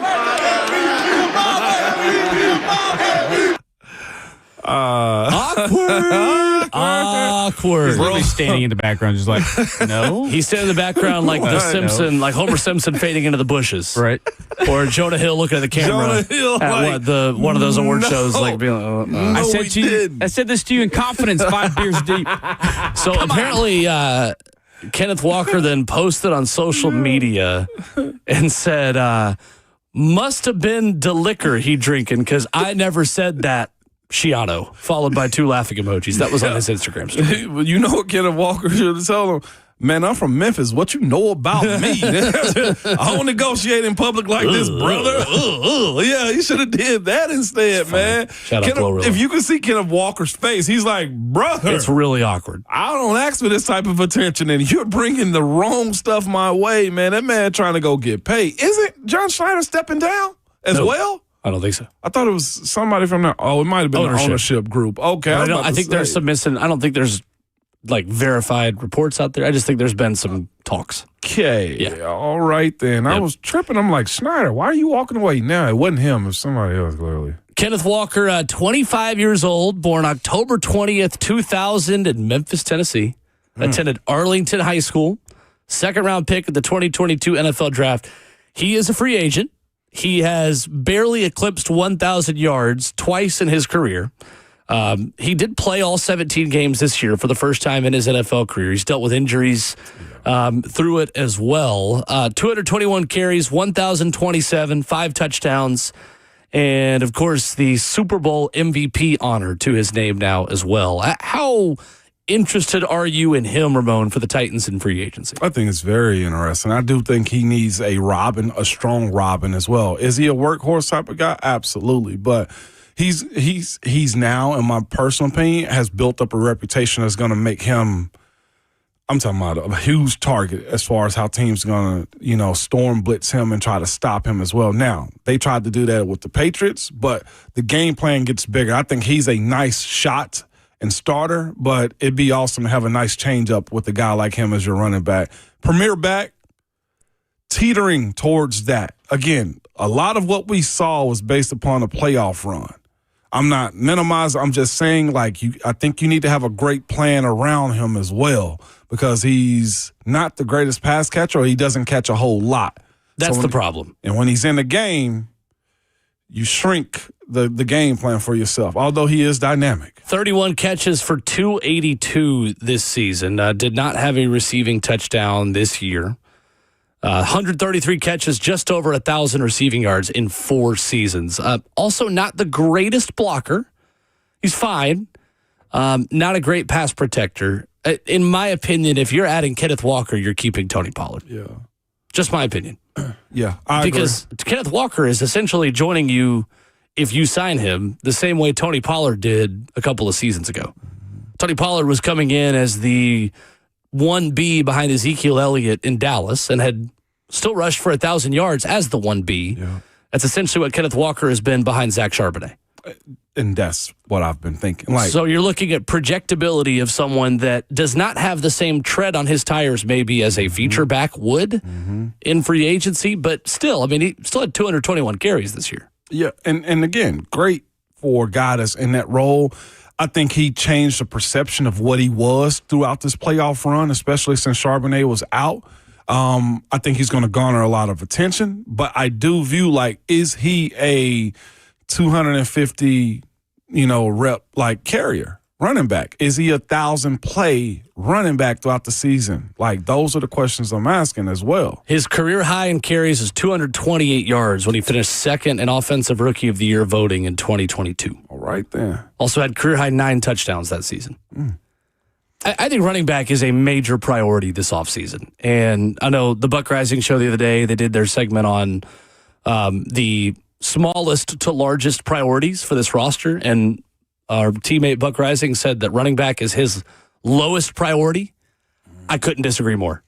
I think running back is a major priority when you look at how this offense improved once they really committed to the run game late in the season and how much better Cam Ward was late in the season. With a new right guard potentially and maybe a new center in this offensive line, it's not a guarantee that your offensive line just all of a sudden figured out how to run block. No doubt. And is going to be able to just pick up right where they left off with Tony Pollard. I think there is a law of diminishing returns we're going to get too soon with Pollard, who is not getting any younger.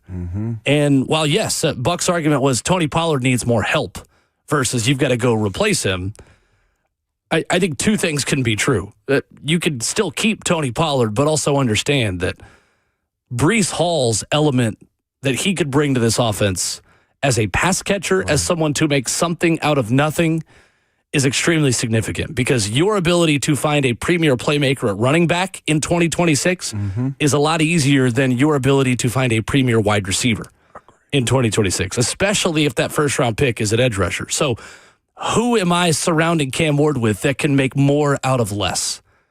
I love Tony Pollard. Tony Pollard is a good football player who I think has a place on this football team and in this locker room. Tony is not the type to take a play designed to get you 4 or 5 yards and turn it into a 50-yard gain. I see Breece Hall as that. I see Kenneth Walker as that. And someone with big play ability. That's what the Titans need, in my opinion, at running back, is someone who can hit the home run. Because it's going to be easier to find that at running back than it's going to be at wide receiver this offseason. And you've got to have some big explosive play element in this offense. One of their premier backs should be definitely signed here. Yes, to your point. I got no pushback whatsoever on you there. If Kenneth Walker is signed, I would love to keep Tony Pollard and have a three-headed monster of Kenneth Walker, Tony Pollard, Tajay Spears. It does not hurt you at all. What do you think he's going to get in the open market? Kenneth Walker, about 8 a year, probably. Again, the market has changed as far as the salary cap goes as well. I'd say about 8.5. Spot Track, you're dead on. Spot Track says $9 million. $9 million. There we go. That's fair. If Tony's making $6 this year, $14 million to the to the running back room, and their weapons at that point too. Again, to your point, where's your wide receivers coming from? Would you do 3 for 30? 3 for 30 for him? For Kenneth Walker? Absolutely. I think I would too. With Tony still here. With Tony still here and Tajay Spears more as your receiving back. Yeah. Tajay is your safety plan. Let's quickly go to Andy in Clarksville. What's up, Andy? What's up, Andy? Well, at first I was starting to agree with Buck Rising, which I don't do. But you actually kind of convinced me there with two things. One, that it's going to be easier to find a running back in this current free agency market than a wide receiver. But I think wide receiver is a higher priority. I think edge is a higher priority. I think secondary is a higher priority. However, like you said, at the end of the season when they started running, it looked better. How much less would Breece Hall or another running back cost us? Because if Walker's only costing us 8 to 10 a year, that's pretty low, and so it may be worth pulling the trigger on him where we know he's a proven winner, where we know what we're getting with him or Breece. And if Breece is only saving us a couple million, it's 6 to 1, half dozen of the other. So, dang it, man, you convinced me. I'm glad to hear it, Andy. I appreciate the call. Spot Track's estimate on Brees Hall is $10.5 million a year. I'd go up to 12. They got money. They're going to have to overpay to be at the top of any position market. I do 4 for $48 tomorrow for Brees Hall. I'm all in on Brees Hall. And the reason why? His pass catching ability. Yeah. That's the thing Kenneth Walker doesn't give you as much. Brees Hall in 2023, when he was in the running for Comeback Player of the Year, 76 catches for 591. Ran for 994. He is Le'Veon Bell. a more Le'Veon Bell. He's a more proven version of Tajay Spears in some ways in what he could give you as a pass catcher. I just think with the way you're going to teach Cam to not hold the ball on, not hold on to the ball for too long, and to take what the defense gives him is give him someone that can do more with less in the pass game. And a 5-yard check down to Brees Hall at times is going to be a 20-yard gain. That's why I'm all in on Brees Hall. Yeah. I think it helps your quarterback more so than anybody else you can give him in free agency, wide receiver or running back. Coming up, Tennessee beat Mississippi State. Our guy Alonzo's MIA in the chat because Tennessee beat Mississippi State. We'll talk about what happened last night in Stark Vegas. React to some Vols hoops to start hour 3 after this.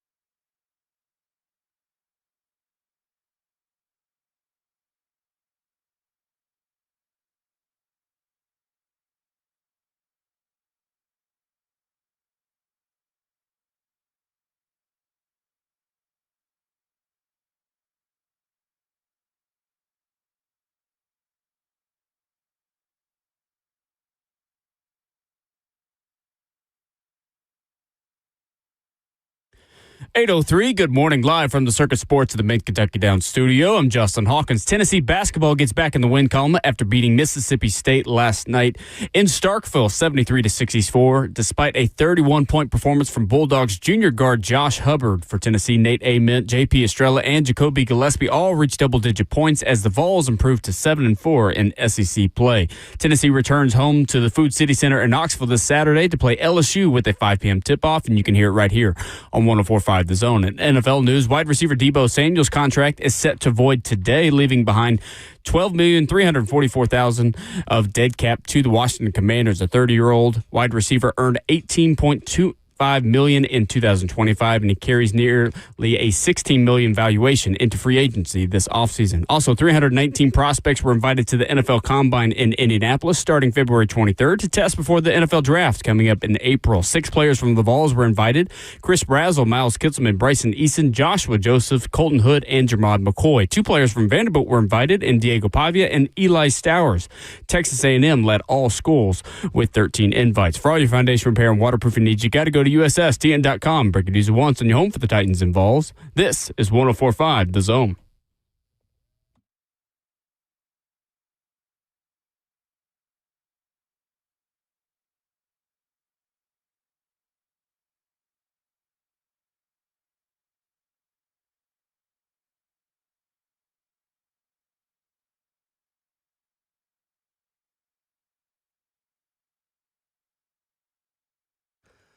Second half of the show, hour number 3 getting started. Ramon and Will on 104.5 The Zone and Zone TV. A lot of ways to listen to us or watch us. Facebook Live, YouTube, Twitter, or Twitch. You can take us anywhere in the 104.5 The Zone app, or you can time travel a little bit and subscribe to Ramon and Will wherever you download podcasts. I am very excited to kick off Foster Film Study.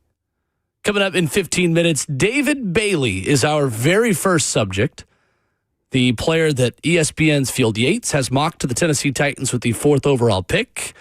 Ramon Foster has gone into his film bunker and has come out with takeaways. And he says that the comparison between him and Reuben Bain Jr. isn't even close. We'll tell you which direction, who the leader of that duo is, coming up here in 15 minutes.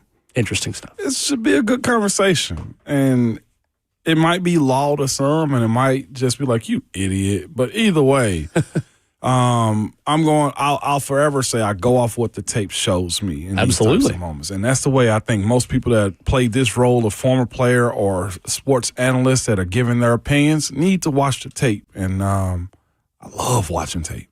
Okay. Tennessee beats Mississippi State last night, improving to 7-4 in the SEC, and this game was out of reach, it felt like, with a fast start to the second half. 10-0 run in the first half, while Mississippi State was scoreless for a stretch of 6 minutes and 51 seconds. Tennessee led by 11 at halftime. It really could have been more like 20 if Josh Hubbard, in his 18th season at Mississippi State, didn't just go berserk in the first half.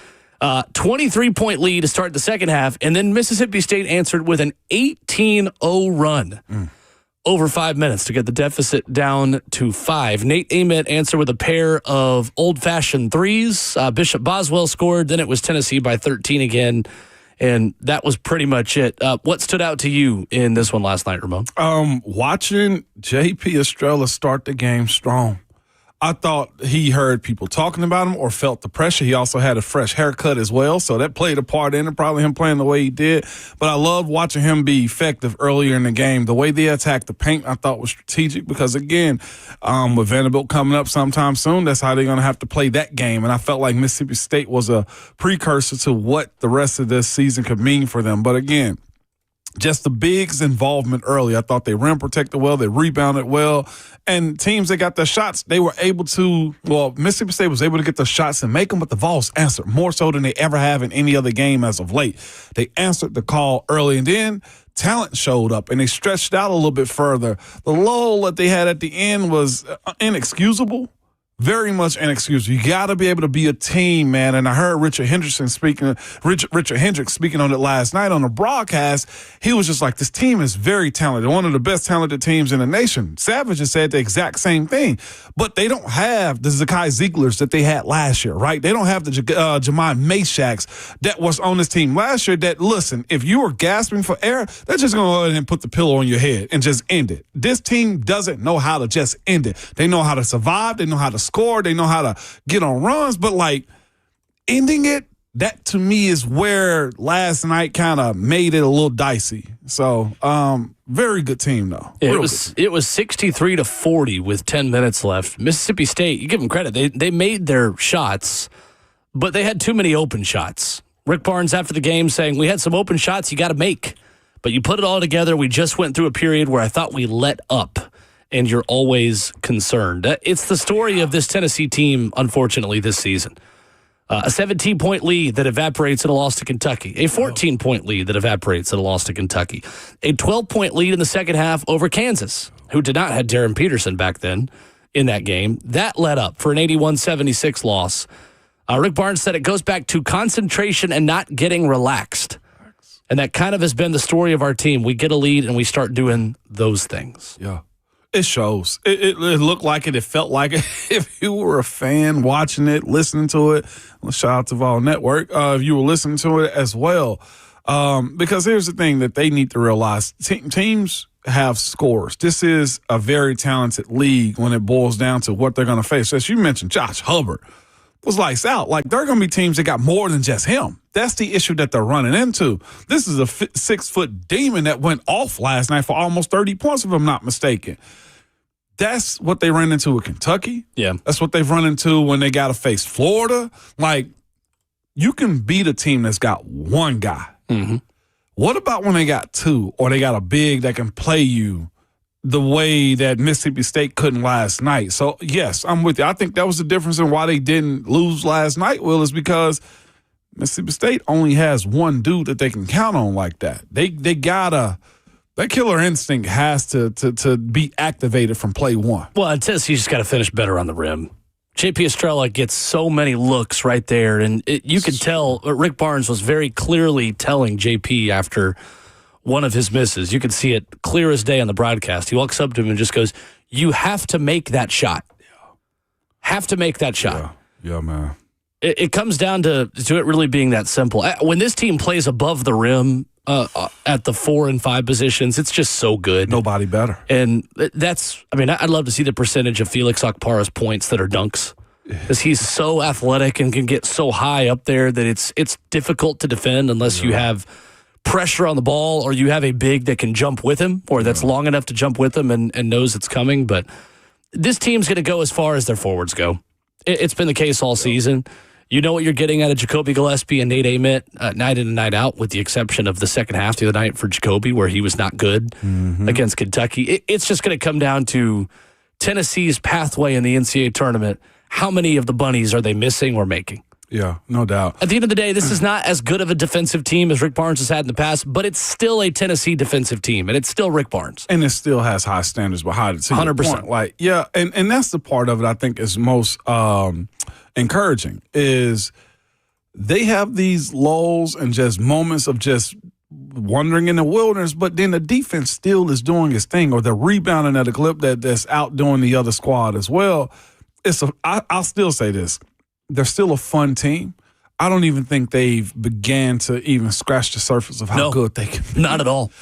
Not even a little bit. And that's the thing that still gives you hope for them, right? It is. And again, that we make the joke, but it's not really a joke all the time, that it's never the team you think it's going to be that breaks through a big barrier and wins a national championship, goes to a Final Four, goes to a College World Series in baseball. Like, sometimes the pathway works out when you least expect it to. And if this team gets the right matchups in March, I'm not going to put any kind of cap on what they can do. The problem is I'm also not going to put a floor on how early they could lose, because they could lose in the first round to a 12 seed that is able to get hot from three, and some of the defensive breakdowns they have on the perimeter. And all of a sudden, Jacoby Gillespie turns it over 4 or 5 times, and teams that shoot more threes at the mid-major levels are able to, well, the thing is they neutralize your offensive rebounding or your rebounding advantage because you have more randomized long bounces off of the rim when on a team that shoots so many threes that like it's harder for you to impose your will underneath because guards can get their own misses. All of a sudden, you get teams that are second, third chances to shoot threes and Tennessee's in trouble. Choose your own adventure for Tennessee this March. It could be one and done. This team could go to the Final Four. I was listening to Savage interesting to follow. Talk to Todd Furman on their show, and he pretty much said the same thing because Todd wanted to know how the Falls would do. And the thing is, they could be a Sweet 16 team. They could be a Final Four team. Like, you just don't know because to your point, you haven't seen a complete game from them from start to finish against a good opponent. The good opponent that they had is Florida. Bama was. I think the Houston game, you could argue they played a complete game. And look how tight that was. It was and early in how the good season. they had to be. You know what I'm saying? Like this team can get a 8-point win against squads that are that good. And I know, of course, they beat Bama, they beat Auburn, Florida, who Savage has in the national championship. Me too. Florida is. I don't know what AP voters are watching on Tuesdays and Wednesdays and Saturdays. Florida is playing like a top 5 team right now. Not top 10, not top 15. Florida's playing like a top 5 team. So right check this out. Savage said his final game is Florida and Houston. Now, the Vols have played both. Bring your boxing gloves. My goodness. The Vols have played both, Will, okay? They beat Houston in a tight one, but lost by like 20 to Florida. What is this Vols team? You know what I'm saying? Like, inconsistent. Very inconsistent, but like that's their range. Beating what Savage think is a friggin' finals team, and Florida getting smacked by 20 to them. Yep. I don't know what to make of it. Commenter on YouTube says Vols might not make the field of 64. Huh? What are you talking about? I want to say they could maybe lose out and still they'd still be like a 6 seed. If you got a sock on your foot right now, okay? If you got a sock on your foot, take it off. I hope it's foot ashiness on it. Do you hear me? And put it in your mouth. Do you hear me? That's what I'm asking you to do right now. If you're typing us right now, put gloves on your hands so that the fingers can't feel the keyboard, okay? Put a sock in it, Keith. It won't make the feel of 64. God. Other commenter says, all Tennessee sports taking a step back this year. Football, men's basketball, women's basketball, baseball next, ? You wish that, don't you? We'll see. Football took a little step back. It's kind of hard to take more steps forward when you were in the playoff, Elite 8, Sweet 16, and Super Regional for baseball. I think baseball will make it back to Omaha, but... yeah, it's part of it. It's hard to sustain the success Tennessee's had, for sure. Didn't play Vanderbilt yet. Coming up, David Bailey, our first subject of Foster film study after this.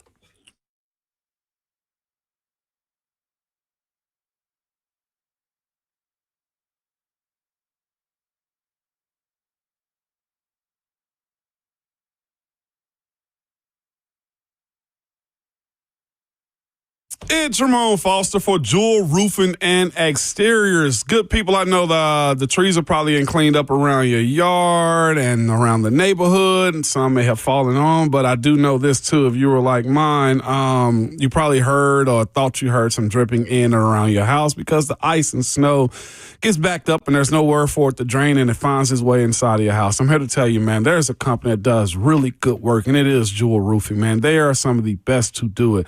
They are a trusted family-owned Middle Tennessee company that's been serving from Clarksville to Murfreesboro for over 25 years. They stand out, y'all, by building relationships and earning trust through referrals, never through those high-pressure tactics, door knocking, or storm chasing, which I'm sure a lot of you are probably dealing with right now.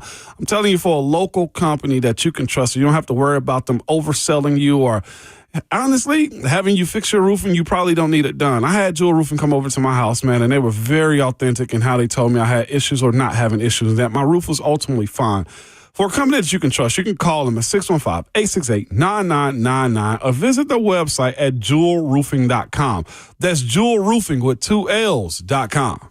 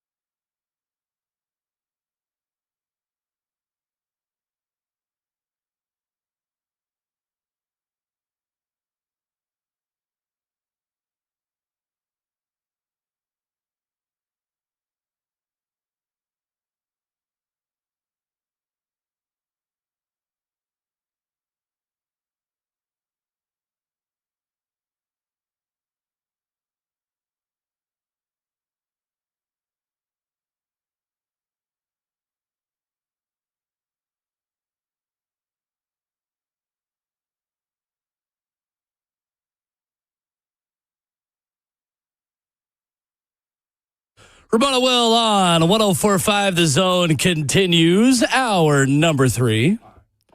Ramon Foster, Will Bowling, and Justin Hawkins. So we are having a new feature here on the program.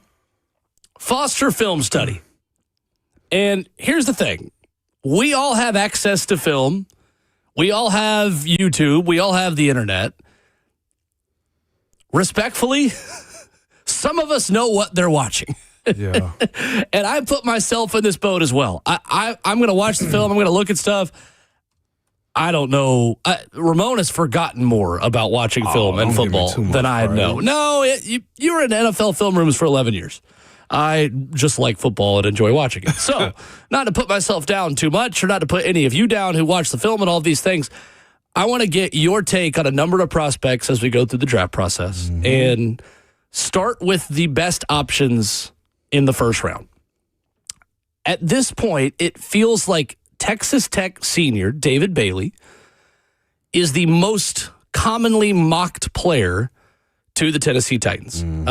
We want this to bridge the gap, Ramon, between the Titans fans that are tuning in and know very little about the draft so far. We are introducing you to these players. So we're going to do the elementary stuff. We're going to tell you who they are, where they're from, how long they played, all these things, what the comp is. We're also going to get into the 200 to 300 level on strengths, weaknesses, comps, what Ramon does or doesn't like on the film. So I hope that this can become a segment that you, our audience, enjoy for the diehards or for the casuals. Because we want to bridge the gap, because we know there are many of you that don't really care about the draft yet. We'd love to make it relevant enough to where you do. So, again, that's the thinking behind doing this. It is going to be a regular segment we will do for the next few months. I am very excited about it myself. I am too. I'm very excited about this. So, David Bailey, defensive end / edge out of Texas Tech. And also, I want to preface this by saying this too. Y'all are free to disagree with me, tell me I'm an idiot. Absolutely. The Titans might draft somebody that's totally different than I say. I might say I don't like a guy, and next thing you know, he's an all-pro. That's just how the cookie crumbles, okay? But, and there are NFL teams that have very intelligent executives and general managers who disagree about players and miss. So this isn't an exact science. Nothing we say is gospel. These are opinions. Your opinions just happen to be informed by playing 11 years in the National Football League. But I'm putting my word on the line, though, is what I will say. I'm not just saying this is bullcrap for entertainment purposes. This is how I feel. All right? So, David Bailey and Reuben Bain is basically what the versus is. I told you when I walked in, I said I looked at the tape, and Will, I said, it ain't even close. And you said, good. And I told you which way I was going. You said, oh. I'm opposite of you on this one. Okay. Well, I don't have an opinion. Yeah, you don't have an opinion. It's opposite of where I thought you were going to go with it. I was going to go. Yes, correct, Mundo. All right, 6'3", 250-pound senior from Irvine, California. David Bailey at Texas Tech. Before I go any further, the answer is Reuben Bain Jr., and it ain't even close. Okay. The answer is Reuben Bain Jr., and is not even close. Is David Bailey solid? Very much so. 14 and a half sacks this year. This is what I got from him. I'm going to try to categorize this with his positives, and then I got his negatives in here as well.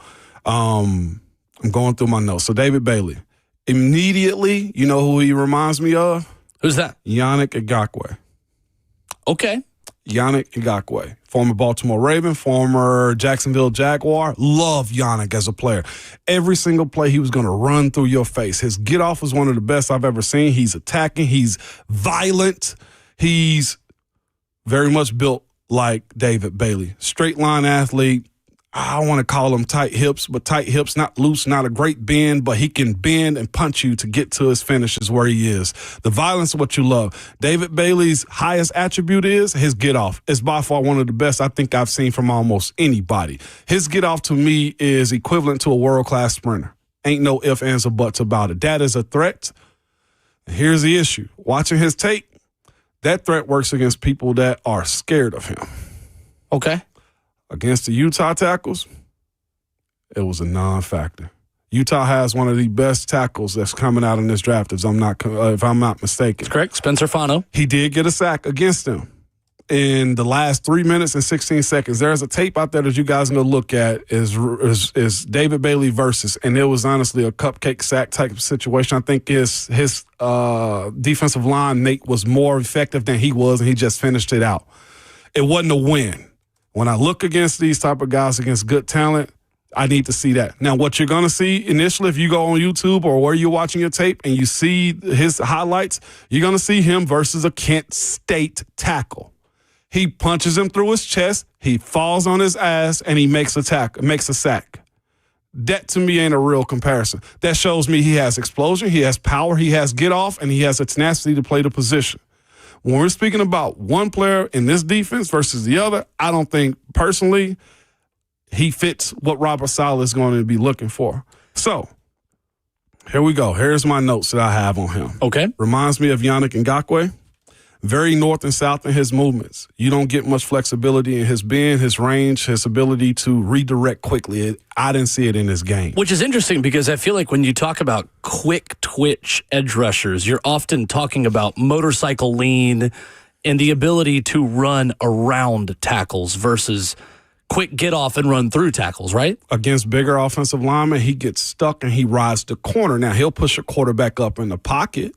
But as far as him being able to bend the corner like a Von Miller and make that sack in the end while getting rolled by an offensive lineman, it ain't in his game from the tape that I saw. All right, very north and south, get off is elite in passing downs as well.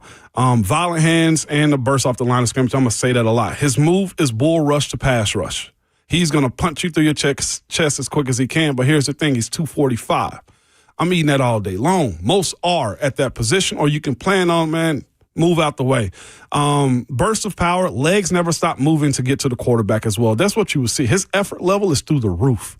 He is a seeker of plays at all times. Again, Yannick Ngakoue is who I see him being in this situation. Yannick never quit. I did see a bull rush to spin move. That's his bread and butter. If he can get you with the strike and punch quick, the spin move is coming quick. You know who I saw stop it? The Utah tackles. Spencer Fano. Spin move all you want to. Come here, little brother. And he may be a top 10 pick as well. Mind you, I'm not dissing him. I'm telling you what the tape saw me if I was going up against him. If I'm anybody, I'm like, all right, I need to see the speed. The speed is real. Oh, if I can handle the speed, we're cooking all day long. And I said this in my notes. I said the spin move is predictable. But he worries you with it because the bull rush and speed to power is good.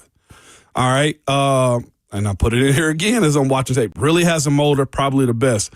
Now, a lot of times there won't be any negativity at the start of his plays, but he will run to the ball. What I mean is this. If you look at the game and not highlights, you won't see a lot of negativity from him to start the plays, meaning him causing him putting his will on the opposing offense. Sure. But he'll stop, look, and then he'll run to the ball and make a tackle or punch a ball out. As far as him setting the edge, I don't know if this is going to fit Robert Saleh's defense. Yeah, the run defending part of it is maybe a little bit of a challenge. Lance Zierlein at NFL.com wrote, finesse approach against the run due to a lack of size / power. Against the run, this is my next note. You're in my notes now, Will. Against the run, he gets rolled. He is a straight-hipped athlete. Phenomenal sprinter is probably what it is. His 10-second split probably going to be through the roof. Yeah. Okay? I don't see fluid hips. I see powerful movement at times, but I don't see fluid hips that says he's going to be able to get off and bend around the corner for instance, like T.J. Watt's got great hips. Right. I don't think he's super explosive off motorcycle the line lean. of scrimmage. Motorcycle lean. It's a Coach Mack phrase. That's what I was about to say. Against Utah, those guys did a real good job on him. Hustle plays in his games, but not dominant at all. And you can look at the stat line to show. Does he have a sack? Yes. But go to the 3 minutes. 3 minutes and 16 seconds left in that game against Utah, and you'll see where the sack come from. And it wasn't a beat you win. It was a game up front in the last 3 minutes when Utah was down by a good bit. I said this. It's either beat you with speed or just the run the edge. I was like, no real bend in his turns, no loose hips or flexibility. And that was it. So the reason I said it's not close, I don't think the strength is there for David Bailey. I think he's a specialty piece for a team that's wanting to go grab him. When you're looking at what this team and this defense is, when you look at Robert Saleh's type, Robert Saleh needs a edge setter. David Bailey is not that. He's going to get rolled, and I'm talking about quickly. He more reminds me of Jarvis Jones out of Georgia that got drafted by Pittsburgh in the top 15 or top 18 at the time. I get more Jarvis Jones, more Yannick Ngakoue. When I look at Ruben Bain, I see power. I see speed. I still see the get off. I get an understanding of how to beat guys as well. When you look at Bain beats you with power, then he'll rip and get off you. And I'd love to do him as our next film study next I will week. do it. I'm just jumping the gun because this conversation is David Bailey versus Ruben Bain Jr. And when I walked in here, I said, well, it's not close. Interesting. He's not disruptive enough for me. If you want a sack getter, cool, but you got to look at his also pathway into being successful as well. I think his stat lines were coming out like 2.5 sacks, 3.5 sacks, and then this year he exploded with 14.5. So I've got the stat line in front of me. You got it. All right. 3 seasons at Stanford, the first 2 in the Pac-12, RIP. 2.5 sacks in 2022 as a freshman. 5 sacks in 2023 as a sophomore. He had 7 sacks and 8 tackles for loss in 2024 as a junior at Stanford in 12 games. And then at Texas Tech, he exploded. 14.5 sacks, which led college football. Had a fumble recovery. 3 passes defended as well, which is something that you'll hear people write about him. He's a light athlete. He's got the athleticism to jump up and bat the ball away. 19.5 tackles for loss to go with those 14.5 sacks. And he did also play, obviously, in 2 more games, considering they were in the Big 12 championship and in the college football playoff. He just goes missing. And in this world of playing, in this football world of Coach Mack just mentioned it in the last hour, like it's a big man's game. He's losing those big man battles a lot. Like I hadn't seen from him add more tools to his set to offset his undersize when going against big offensive linemen. Like case in point, I feel like it needs to be this comparison because this guy is projected top 5 pick by some teams. But TJ is not the best edge setter. But what T.J. Watt would do is cut you underneath to have the bend and hips to beat you underneath. And I hadn't seen that on his tape consistently to say, oh, yeah, he might lose in the run game, but guys have to be able to see how quick he is in a counter move in the run. Like in the run, you're going to see him on this tape stand up, get rolled, and he's looking around for plays because he can't hold up at the line of scrimmage. Well, and I do think, again, this is where opinions are just that, opinions, because you can want different things out of the same position for different teams. Some teams may value more of just the overall sack production, get upfield, force that quarterback off his spot to move around, go get me 12 sacks, and we'll figure out the run defense on the back end. There are some teams that are going to care more about edge setting and his responsibility in the run game. I am curious how he could fit with this Titans front 4, Ramon, because he is on paper more of a 3-4 outside linebacker than he is a 4-3 defensive end. Maybe I'm naive in this, and I'm curious your thoughts. I don't care as much about that because teams are just in base nickel sets. For the most part. Like, I think some of the 3-4 to 4-3 stuff can get a bit overblown. Because how many times are you really in your base defense in today's NFL, Ramon? First down, maybe. Maybe. Yeah. And some teams will bring out... Or closing out the game. Right. Some teams will bring out 3 tight ends and be in more 13 personnel in order to force you to be in your base defense. Then they'll throw out of it. So then again, you're seeing more defenses, and it's something Mike McDonald did. They're matching your tendencies, not your personnel. If they feel like you're a throw on first down team, they don't care if you have 3 tight ends out there. They're still in nickel because they have a guy named Nick Emanwari who can defend both. That if you need him to defend the run, you can. If you need him to defend the pass, you can.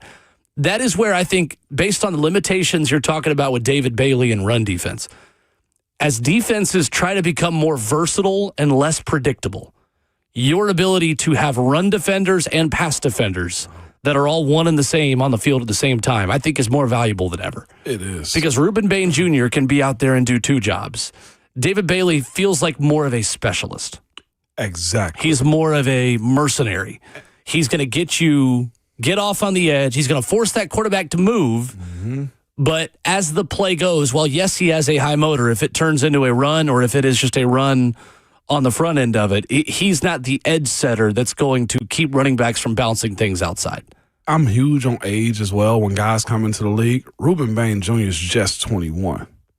I know it's not a huge difference, but David Bailey's going to be 23 going into the season as well. Like, That matters. It's something. As far as like youth and growth and the ability to see how productive he is, the other part as well is like Reuben Baines Jr. Proof of concept of like ACC Defensive Player of the Year numerous times. I know we're talking about David Bailey, but I'm comparing them. Former ACC player David Bailey as well at Stanford. Yeah. Wow. Yeah. With that being said, is you asked that question. I don't think David Bailey fits a Robert Saleh defense. Now, the issue is Reuben Baines going to be knocked for his digits and his length and stuff. But I got from one of my sources a straight comp that Robert Saleh is folded to fit somebody in his defense. And I have that name of that guy, and we might end up doing that when we compare Reuben Baines. You want to do it coming up after the break? Yeah, I'll do it. I'll go with it. I have his direct comp and how it worked out well still because he went for the ball player instead of the measurables. In a Robert Saleh defense? In a Robert Saleh defense. We'll do that coming up next.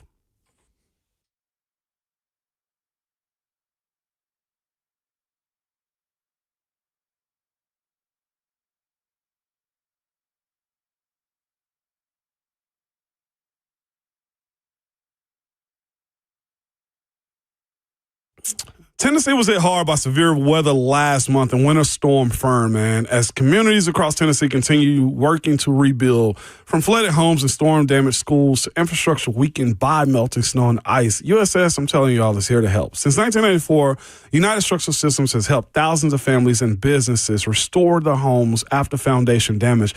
Often, that damage comes from the kind of severe weather Tennessee sees year after year. I'm here to tell you that USS doesn't just fix structures. They help restore stability, safety, a peace of mind, especially for people recovering from storms, flooding, and shifting grounds. The community involvement, y'all, is deep, man. Supporting schools, neighborhoods, organizations like Habitat for Humanity. It reflects our belief that rebuilding is about hope and rising again together. They truly do believe in Tennessee strong, man, and they're here to support everybody that's had something going on. And once again, United Structural System is proud to support Habitat for Humanity. Their upcoming spring build in March marks the USS 10th Habitat build. Yes, y'all, that's 10 houses, man. That's how invested they are. USS is made up of people who show up when it matters the most, all right? You go ahead and visit USSTN.com and gain a peace of mind with United Structural Systems, foundation repair, and waterproofing services. Again, the website is USSTN.com.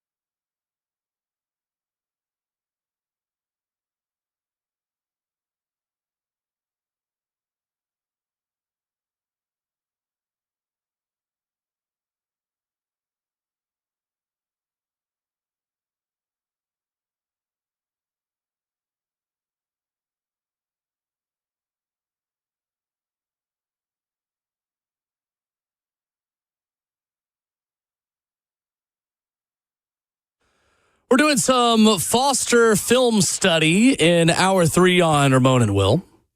Ramon Foster and Will Bowling at Ramon and Will, where you can send your thoughts on Twitter, and we'd love a follow while you're there. So you are breaking down the film this morning on David Bailey, Texas Tech edge rusher, and say that Ruben Bain Jr., and it's not even close, is the better option for the Titans. Yeah. You made a statement before the break that you feel like there is a comp at edge rusher of what Robert Saleh's type looks like that you don't think matches up with who David Bailey is. Who would that be? So I got clarity on Robert Saleh breaking his type, though, as well, because he wants a big edge setter. Gotcha. Wants a big edge setter, but he broke it for one particular guy, and that was Will McDonald. Okay. To your point, and we were talking earlier on the break, was Will McDonald's not the greatest edge setter, but he's got long digits. He's got long arms. Athletic he's got the freak. Ability to bend. Yeah. I would put it this way. Looking at his Iowa State tape, Will McDonald versus David Bailey, you see two different types of athletes. David Bailey, to me, is a run through your face. When you look at Will McDonald, who Robert Saleh drafted with the Jets, you see bend, you see long arms, you see drive, you see crazy athlete. Mm-hmm. I don't know if you get crazy athlete from Bailey. You get high motor, you get finish, Sure. you get tenacity and anger. I think it's fair. But if I told you a second ago that Robert Saleh will break his mold by getting a shorter arm player, that would be Ruben Bain, because he chose Will McDonald that didn't really set the edge too well for him, but he has a unique skill set and bend that I don't think David Bailey has, but I think Ruben Bain sets the edge and also have the motor, although he's not the long arm guy. Okay. Depending on what his arm measurements are. Yeah, and Will McDonald had 34 and almost 35-inch arms at the NFL Combine, like freakishly long arms. Yeah. Interesting. Okay, well, so you are firmly in the Ruben Bain Jr. camp. We'll talk more about him, we'll do him later. next week. I did want to give you one other comparison that Lance Zierlein of NFL.com gave, and I'll try to bring the breakdown of other people. And, For Bailey? For David Bailey. So the full breakdown that Lance Zierlein gave at NFL.com, one AFC executive says, best rusher in the draft, no doubt, but I worry about his size and toughness. If you are taking him high, you need him to play on all three downs. That's the issue to me with David Bailey at 4 as we sit here at the beginning of the draft process, at least for us. Yeah. The process has been going on for a while for executives. The problem is you are drafting a mercenary on the edge and a specialist at a premium pick spot where you need somebody to play every snap. He'd be great for Houston. Yeah, I think so. And a lot of these comps we're giving were mid-first round to second-round picks. There's another comparison that I really like that Lance Zierlein gave of someone who was a second-round pick, has become a star pass rusher, but it took a little while. And that's Denver Broncos edge rusher Nick Bonito. 6'3", 240 pounds. David Bailey is 6'3", 250 pounds at NFL.com from Irvine, California. Nick Bonito had 1.5 sacks his rookie season in 2022. He grew to 8 in 2023. In the last 2 seasons, he's had 27.5, 13.5 in 2024, career high 14 sacks this season. He's gotten better every single year, but it took some time. And he was a second-round draft pick at number 64 overall. That is on a defensive front as well that is so balanced and so nasty with Zach Allen, John Franklin Myers, the whole unit together. Is it fair to say you could afford to have a little bit more of a sack specialist and pass rush specialist when you have so many other run stoppers and such a solid foundation on your defense? Denver may be in position to do that. Ramon, is it fair to say the Titans don't yet have that luxury to take that type of edge rusher? Absolutely not. Because, and here's also the other part as well as we kind of break this down. Look, what is Robert Saleh's defense calling card as well? It's the front seven. Attacking and getting upfield. Negativity and being able to hold the point, create chaos, and so that you're put defenses in a long third down situation so you become more predictable as far as the passing game goes. And then if you're also in a position of stopping the run, you keep them one-dimensional. That's when you have your guys up front. Like San Francisco on the Saleh, and watching his teams have always had like dual threat players on the defensive line. Right. They're going to stop the run, and they're going to also be able to pass rush as well. Just peep at even the draft picks that he took this past year. They're big run stoppers with an affinity to be able to rush the passer. Like the track record kind of speaks for itself, and they might take David Bailey at number 4. What I'm saying is this. It would break the mold of the things that he's always done when bringing in these caliber of players. Ruben Bain fits what he wants despite whatever the arm measurements are going to be. He's going to stop the run. He's going to create negativity, and he also has the ability to get sacks. Okay. Interesting. Nick Bonito, for what it's worth, by PFF, was ranked the 65th best run defender of 115 edge rushers. And that's still middle of the road. That's average. Yeah. You can live with average run defending. He ain't getting rolled. With 14 sacks. I just don't know that David Bailey's going to give you average run defending. At least definitely not at first. If both are there, and I've seen this question pop up in our YouTube chat, you guys can check us out on YouTube as well. What if Ruben Bain isn't there?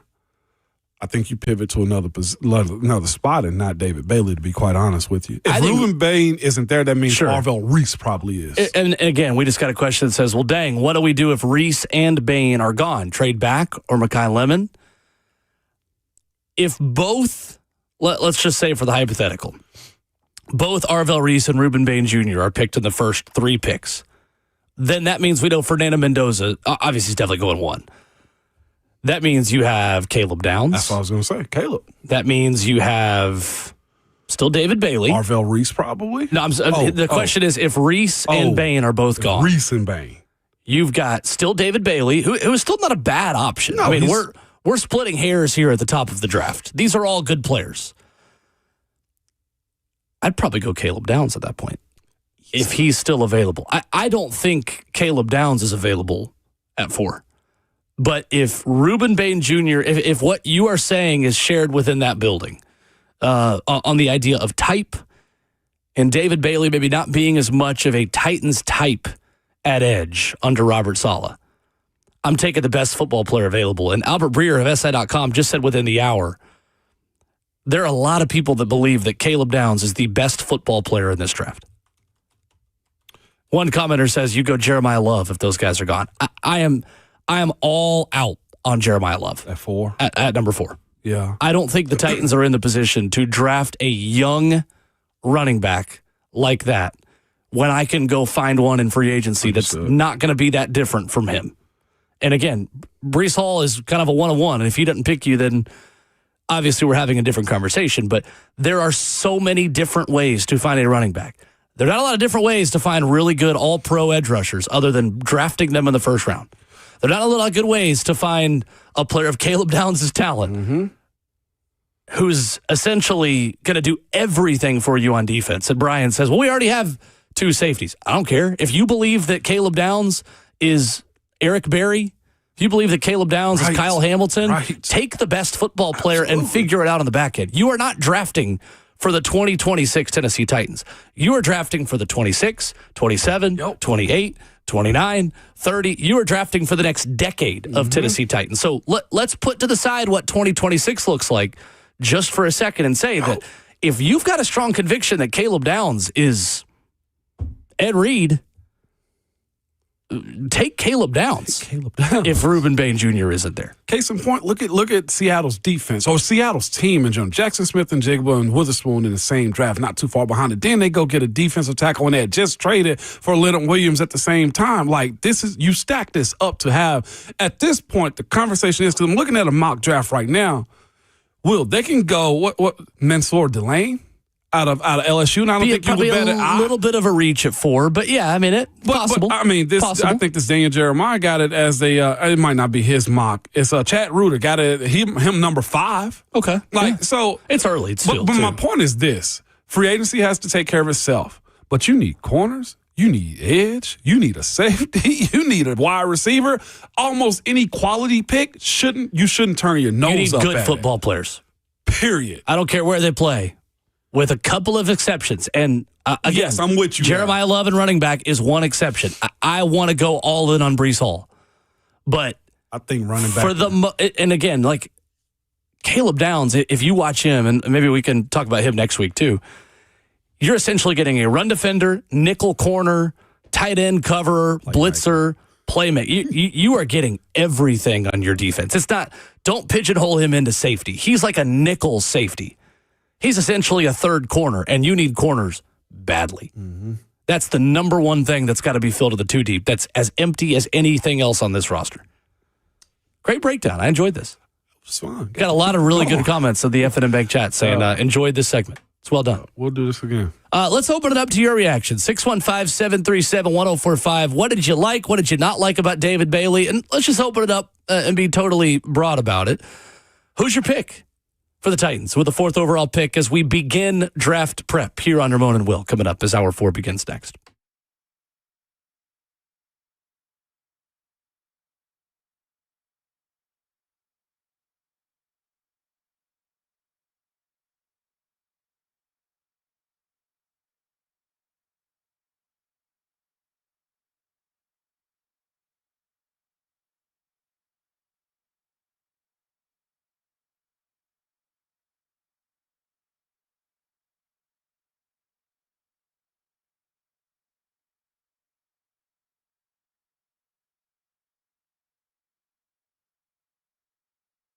Hey, it's Will Bowling. Winter plumbing issues come in all forms, like drips, clogs, and no hot water when you need it the most. But no matter the plumbing issues in your home, Lee Company is available 24/7 to get the job done right. Lee Company's award-winning team has you covered from the kitchen sink to the water heater, everything in between. You can contact Lee Company and schedule online at leecompany.com. That's leecompany.com for professional plumbing service. Look, if you're new to Middle Tennessee, Lee Company is a staple here in this community. When you're out in the sports scene, whether it's Little League sports, high school sports, proud sponsors of the local professional teams as well, you're going to see Lee Company everywhere. Their fleet of vehicles is always driving around because they're open 24/7 to help their customers when a problem pops up at the worst times. Head online, schedule there, leecompany.com for professional plumbing service. That's Lee Company, all you need.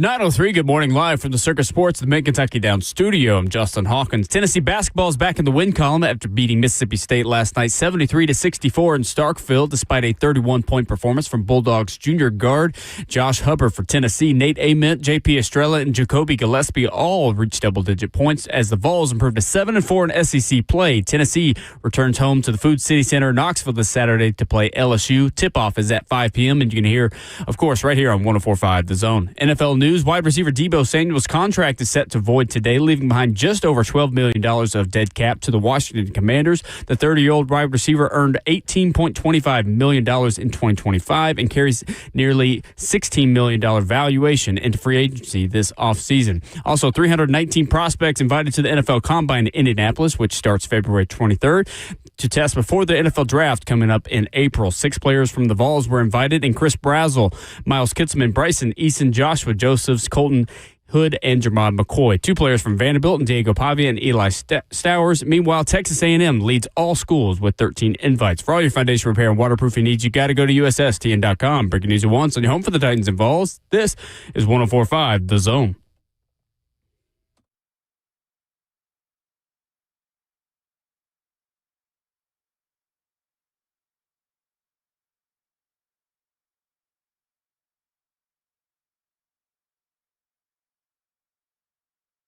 Away we go to the fourth and final hour on this Thursday morning. Glad you are with us. NFL executives are talking about the best and worst hires in the NFL this offseason. Anonymously to The Athletic, what did they say about Robert Saleh and the Titans? Well, we'll tell you in 15 minutes. 615-737-1045, our number. He's Ramon Foster. Hey. I'm Will Bowling. Justin Hawkins back with us this morning. Back in the saddle with us, man. Absolutely right. Sheesh. And today, 104.5 The Zone is over at T-Line for the rest of the day, starting in an hour. Going to be a very fun day of curling, of appetizers, of drinks that I imagine will be flowing for hosts who are not on air and for you. You can stop by over there, the nation's awesome place, our Sweep, Sip, and Snack Curling Challenge going on today.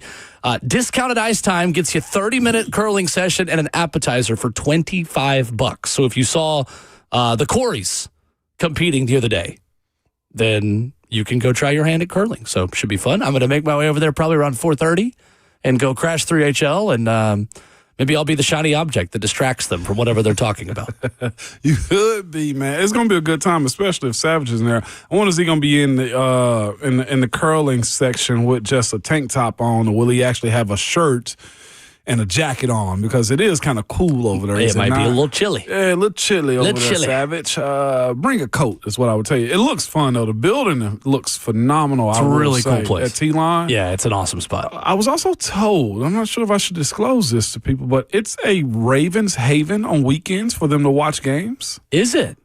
I was told it's a Baltimore's Ravens haven on weekends. Ravens Haven. Yeah, I'm just calling good rhyming. Look at me, man. Did you make that up? I did make that up. Oh, that's what they should call it. I did make that up. Ravens Call it haven. the Ravens Haven. They want to call it the Bird Nest or some corny like that, I'm sure. Well, yeah, it's Nashville Ravens is what they watch games on Sundays. Okay. By the way, there's a lot of those little pop-ups around the city. All over the place. Like different Bills teams. have a big chapter. Eagles have a big chapter here. The Packers have a big watch party group. Colleges have them too. Yeah. Like there's a UT bar, there's a Bama bar, there's LSU bar. Notre Dame. There's an Auburn bar, which, I mean, I shouldn't act surprised. Auburn's the second biggest SEC fan base in the city, probably.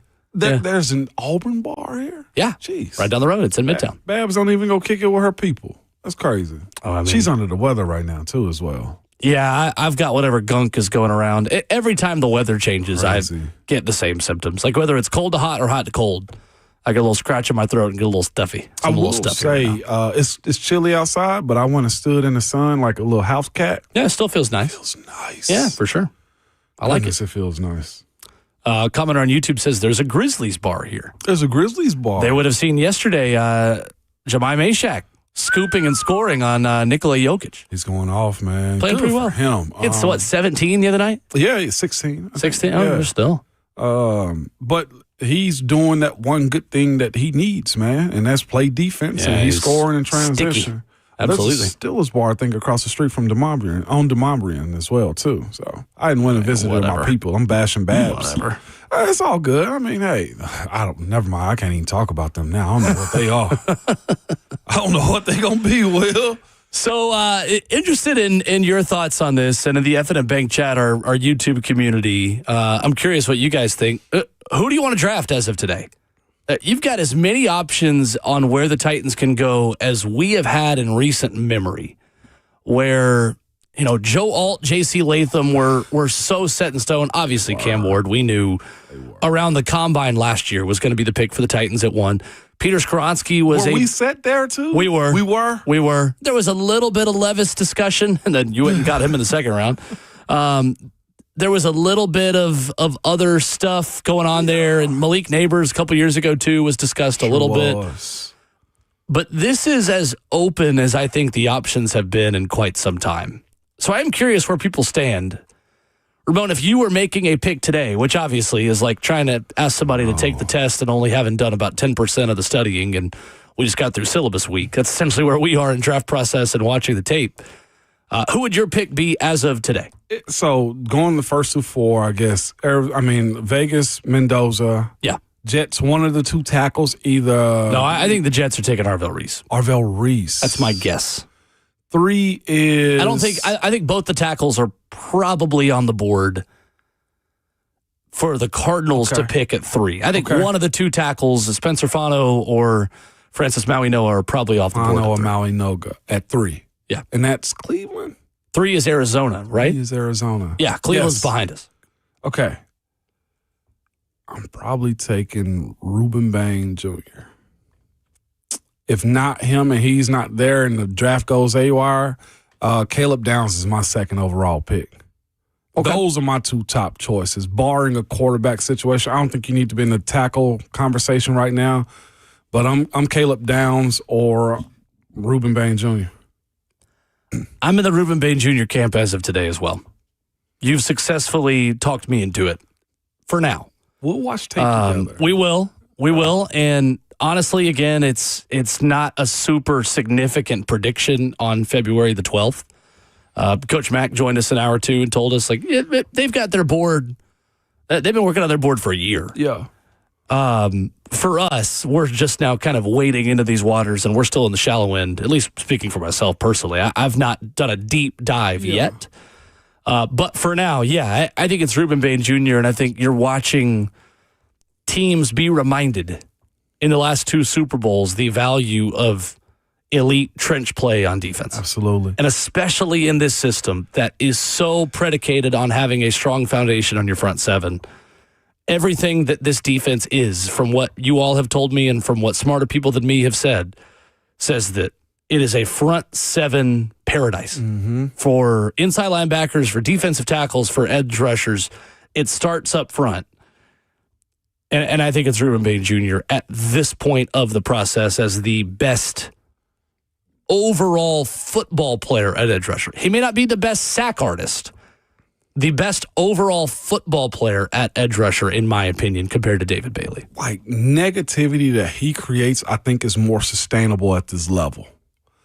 So we had this conversation earlier when we were speaking about Will Campbell, the tackle. We keep going back to him because I think he was the most embarrassed throughout the show. He's the star of social media right now, and not for good reasons. Coach Mack was right when he came on with this last 2 hours ago. It ain't the fact that he can't play. It's the fact that when he got, meaning got pushed back as bad as he did, there was no answer. Well, and you had the tell of the offensive line that Seahawks players were saying, we had to tell. We knew when they were passing or running. And that plays a part in it as well. That's all it takes sometimes. So what I'm getting at is this. I don't think Will Campbell gets bodied and has to worry as much if he has strength.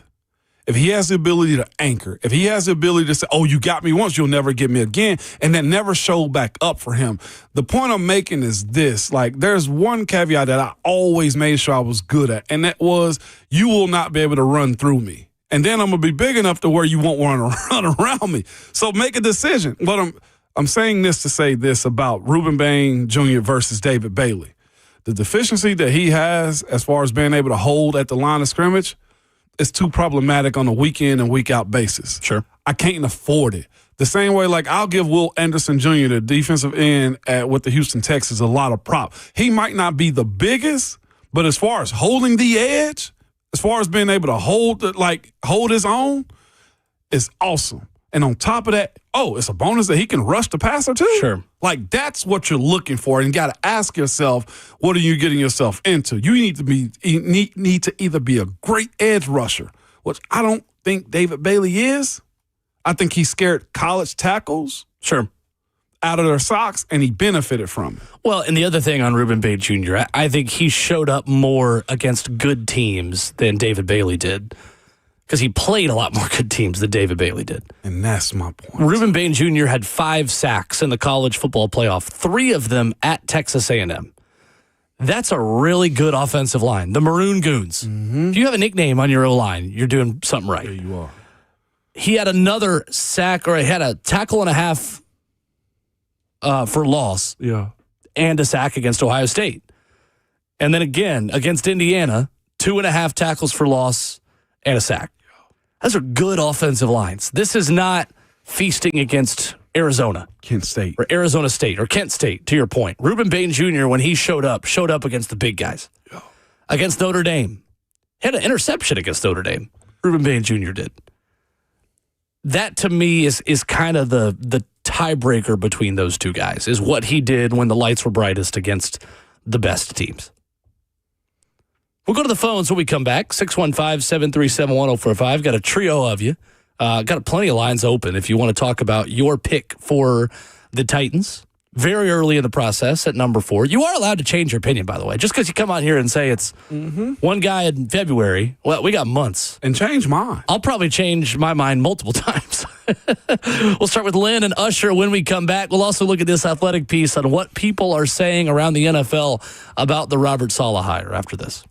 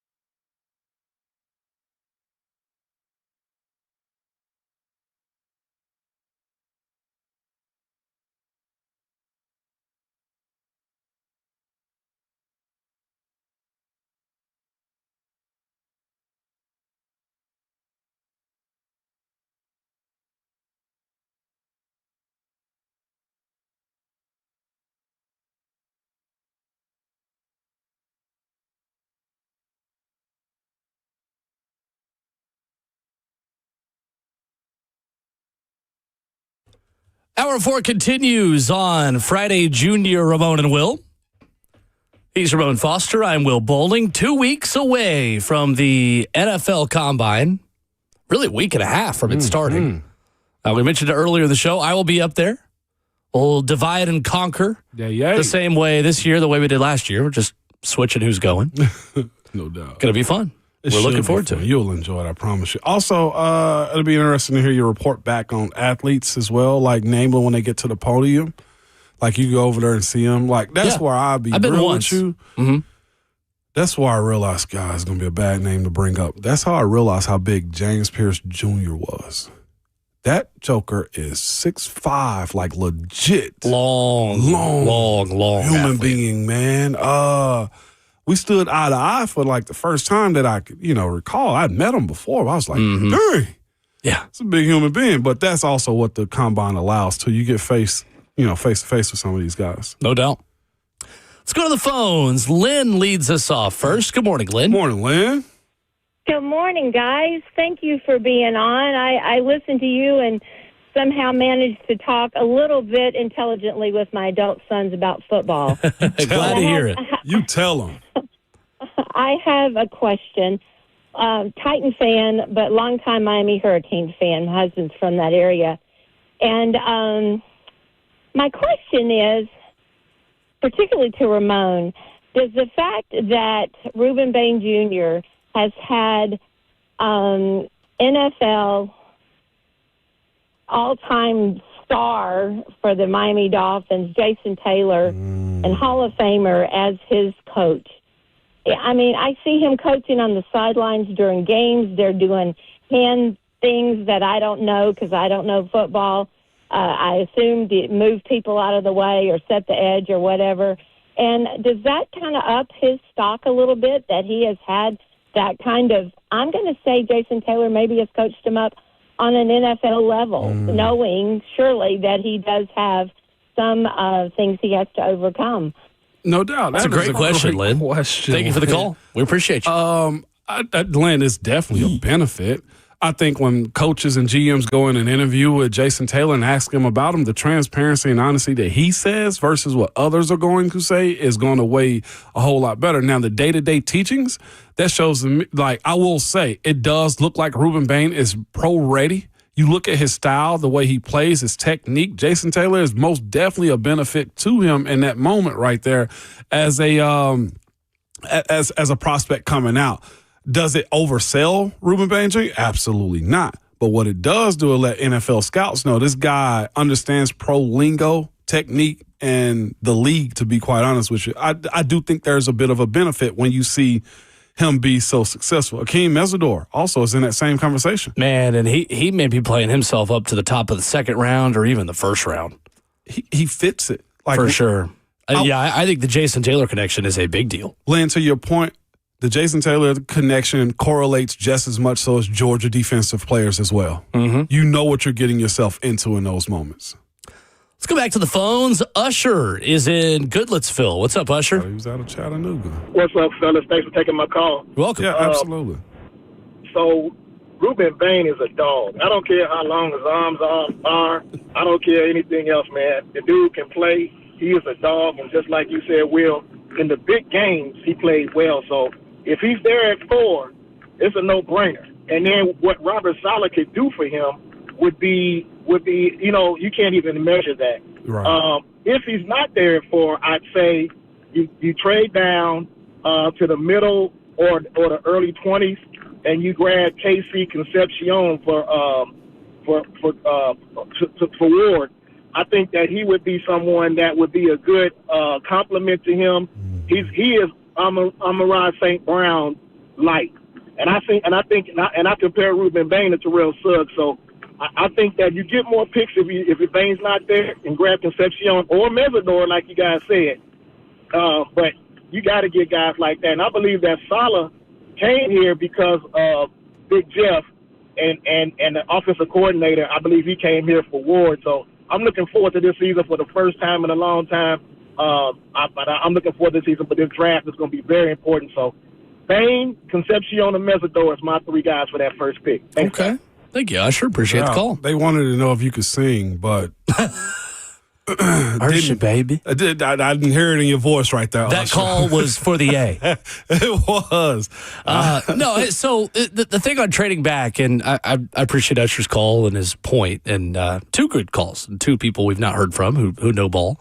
I have a hard time believing they're going to find a trade partner, Ramon, because there's not a quarterback, unless Ty Simpson just crushes it in this process. There's not a quarterback to move up for. It is a lot more rare to have a team move up for a non-quarterback in the top 5. It has happened. Yes. It happened last year with Travis Hunter. The Jags would then turn around and say, "Oh yeah, but it's Travis Hunter."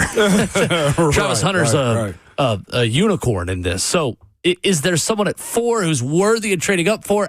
I doubt it. In a perfect world, absolutely. I would love to trade back and honestly take a wide receiver 1 and pick up another 2 to take an edge rusher. But yes, that's the perfect scenario. I just think it's a really unlikely scenario. Yeah, I don't know if there's anybody, to your point, that's fully worth it at this point. The other part of it is as well for me, like if Bain isn't there, if Bailey isn't there, if all of these scenarios don't work out and they do go offensive or they do go Caleb Downs, like I'll say this, with how I see this draft class like unfolding so far, it seems to be a lot of solid players with high ceilings, I feel like. Like when you mention the Mekhi Lemons, when you mention Mesidor, when you mention a good bit of these guys, like I think the floor that Caleb Downs is jumping off of isn't bad. When you're picking at the 4th place of every round, I do think you're going to get a better team building group this year for the Titans, man. It's a solid draft. Even the tackles. Like nobody's jumping off the radar. I feel like the way Joe Alt did a couple of years ago. Mm-hmm. But they're solid. You can't tell me Francis Mauigoa isn't a good player. You can't tell me that the left tackle from Utah isn't a good player. Like, there's a lot of quality in this draft. It's a matter of team building, in my personal opinion, for the Titans moving forward. Yeah. One commenter says the Texans moved up for Will Anderson. That is correct. Yep. Again, rare, but it does happen where a team will move up. That was on the house money, the number 3 pick to move up for Anderson to trade with the Arizona Cardinals at that time. Another commenter says a team might want to trade up for Caleb Downs. Possible, yeah. Certainly possible. No doubt. I'd also be fine just taking Caleb Downs ourselves, to be totally honest with you. I'm not opposed to Caleb Downs. I'm not either. This team has too many needs in the secondary to be picky about where in the secondary those guys are going to play. And Caleb Downs is a mix of a linebacker, safety, and a corner, kind of all in one in the way that he could play. So it's interesting, too, looking back at this draft class. Dang. That the San Francisco 49ers had. I feel like it's the same issues that the Titans had. Like, they got to go very defensive. Like, Saleh's last year in San Francisco of 2025, their draft picks. Now, I know this isn't all for him, right? But they had a huge deficiencies defensively that they had to get taken care of. The first 5 picks, and I feel like we did this exercise before. Michael Williams out of Georgia, 11th overall, defensive line. Alfred Collins at 43, D tackle out of Texas in the 2nd round. 3rd round pick, linebacker Nick Martin out of Oklahoma State. And then Upton Stout out of Western Kentucky, who 3rd played round. A lot this year. Crazy. And was pretty solid. Cornerback again. And then they went C.J. West, D tackle again out of Indiana with the 113th pick overall. Like, he's played in 14 games this year for them. 1 sack, but like, they went 5 straight defensive players. Yeah. That's the way it worked out. There's a lot of context to that, and where the board shakes out and who they like or don't like, but also the fact that you knew you were losing Dre Greenlaw and Talanoa Hufanga. And then you also, yeah, right. Like, you've lost Armstead, you've lost those guys, you've lost Travarius Ward. Like, there's a number of players that you've recently lost off of that San Francisco defense to where, yeah, you're starting to backfill and start over a little bit and build it up again. So there are more needs on defense than there are offense for the Titans right now. It is. You have more players under contract you are hoping to develop on offense, at least on paper today, and that could change if they decide to make some cuts. But you need 3 corners. You need probably 2 edge rushers. You might need 3 defensive linemen. You probably need another inside linebacker. Safety is something that, again, you can add if Caleb Downs is the safety because he's kind of a nickel corner who's also going to do a lot of other things for you. On offense, you need maybe 2 new starting offensive linemen, but you could just deal with 1 new starter. You also could re-sign Kevin Zeitler and run it back with the same 5 if you really wanted to. You probably need 2 wide receivers. You might need a tight end if you don't bring back Chig, and you might need a running back if you don't bring back Pollard. If you want to add to Pollard, that's way more needs on that defense than offense. It absolutely is. And to our point earlier, you're also not drafting just for this defense. You're drafting for years to come. There's not bodies on your defense right now. You've got bodies on offense. And so when you look at the 2027 Titans on paper right now, you've got a lot more holes on defense than you do offense for teams of the future. I wanted to look at this athletic piece briefly from earlier this week. NFL Insider's ranking head coaching hires, as The Athletic asked a panel of 9 coaches and executives to rank their top 5 head coaching hires of this cycle. Coaches received 5 points for a first place vote, 4 points for second, 3 points for third, 2 points for fourth, 1 point for fifth. Robert Saleh tied for 6th in terms of how 9 coaches and executives ranked head coaching hires. And it's Jeff Howe, I believe, who wrote this. I'll confirm that real quick. Yeah, Jeff Howe writes, there's uncertainty around the league as it relates to Cam Ward's potential, so it's Robert Saleh's priority to turn the quarterback into a sure thing. There are very real concerns in the Athletic, again, Jeff Howe writing, about the power structure with ownership in Tennessee. The recent stretch of turnover at coach and GM has only amplified the skepticism. Quote, one executive, I thought they were going offense because of the quarterback. Saleh is confident and organized. He's going to put together a decent staff, but is the personnel side set up in a way for the head coach and pieces to have success, and will they have time to do it? Robert Saleh appeared on 3 ballots, received a 3rd-place vote and 2 4th-place votes. I'll be honest with you, that's a little lower than I thought. Same here. It's way, to be real, which is way lower than I thought. What's most fascinating too is, I guess the person who cultivated this poll and this article, I thought a lot of these questions were actually answered when it came down to team structure, the power structure, what the ownership was brought up again. I thought, the understanding of what we have inside of this market, I thought it was more aligned than what he wrote in this article. I didn't see that being the case. And of course, it's also the question of turnover at coach and GM. This time you have a guy, Mike Berganzi, that brought in Robert Saleh, who's got, at this point, he mentioned the coaching staff, a decent coaching staff. I thought this was a monstrous coaching staff so far. I'm not sure when this article was written or who judged it or who read into detail in it. But this week, as far as I'm concerned, I think the staff is better than most when you look around the league at this point. And maybe it's because of the name recognition. And I think Harbaugh's number 1 on this list, if I'm not mistaken. But looking at his staff and how he's putting it together, like I know a lot of Tennessee Titans fans are probably somewhat chuckling at what he's put together versus what the Titans inside of the city has put together. It's interesting. There does appear to be a bit of a disconnect there. There's a disconnect. So the rest of the list, of the way it shook out, John Harbaugh was the runaway winner. 6 first-place votes out of the 9 people who voted on this. A rival team executive said, Harbaugh seems like a really good fit. I think he'll do well.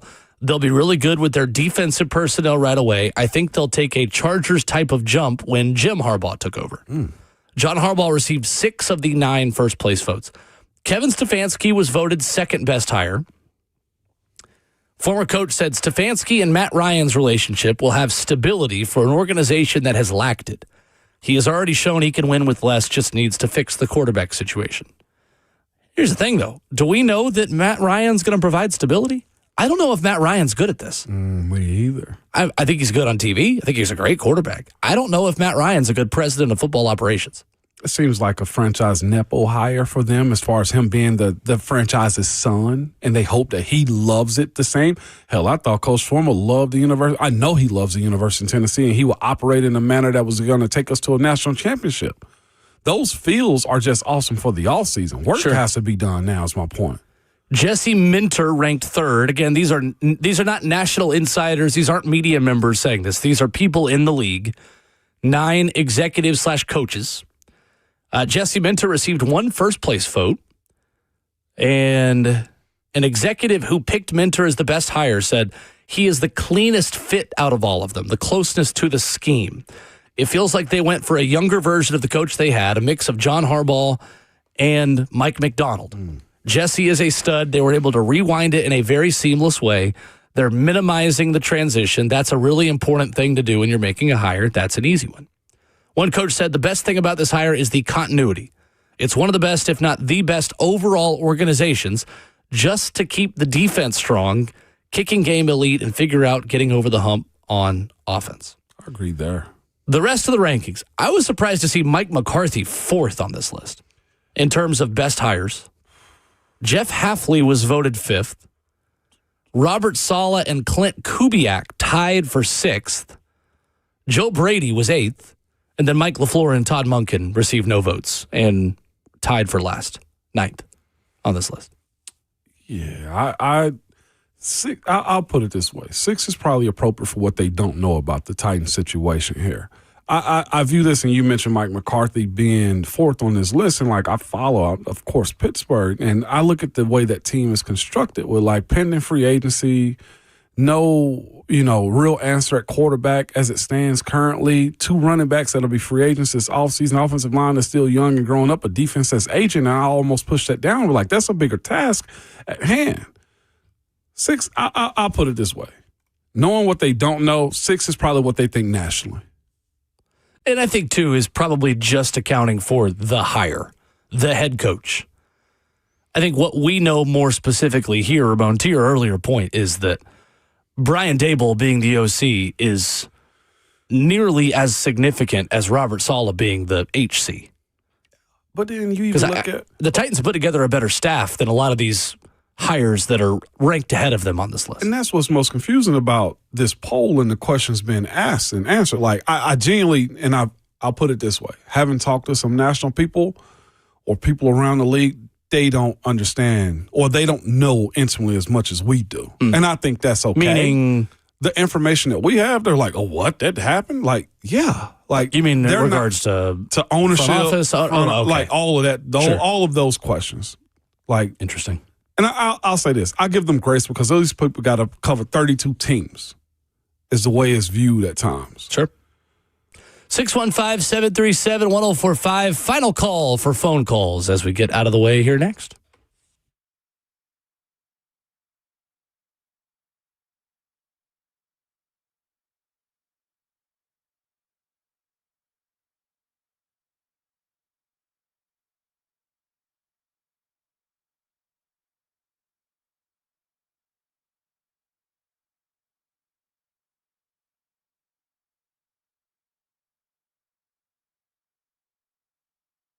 It's Ramon Foster for Hiller Plumbing, Heating, Cooling, and Electrical. Good people, it's that time of the year where you probably start to look around your house, see what you need to be fixed. I know HVAC is usually one of those things where you want to get services, plumbing issues because of the rain we'll get. Or if you got an electrical emergency, Hiller is a company that you need to reach out to, man. Most of the time, you don't know what it will cost you if it get fixed right, or if somebody's trying to sell you something you do not need. I do know when you call Hiller, their experts are going to solve your problems quickly. And I'm here to tell you that their techs are always professional, always experienced, and very trustworthy as well. When they're on their way, you'll receive a photo of that tech and a link to track them in real time, so you're not sitting around wasting your time for someone to service your house. Hiller has been in business for over 35 years and are family-owned and operated. They're just good. And so much so that they guarantee 100% satisfaction every single time. Their motto is, happy you'll be or the service is free. Listen, if you're not satisfied with the work they do, they'll either fix it or just simply give you your money back. But to learn more, to book with Hiller the way I do, go to happyhiller.com.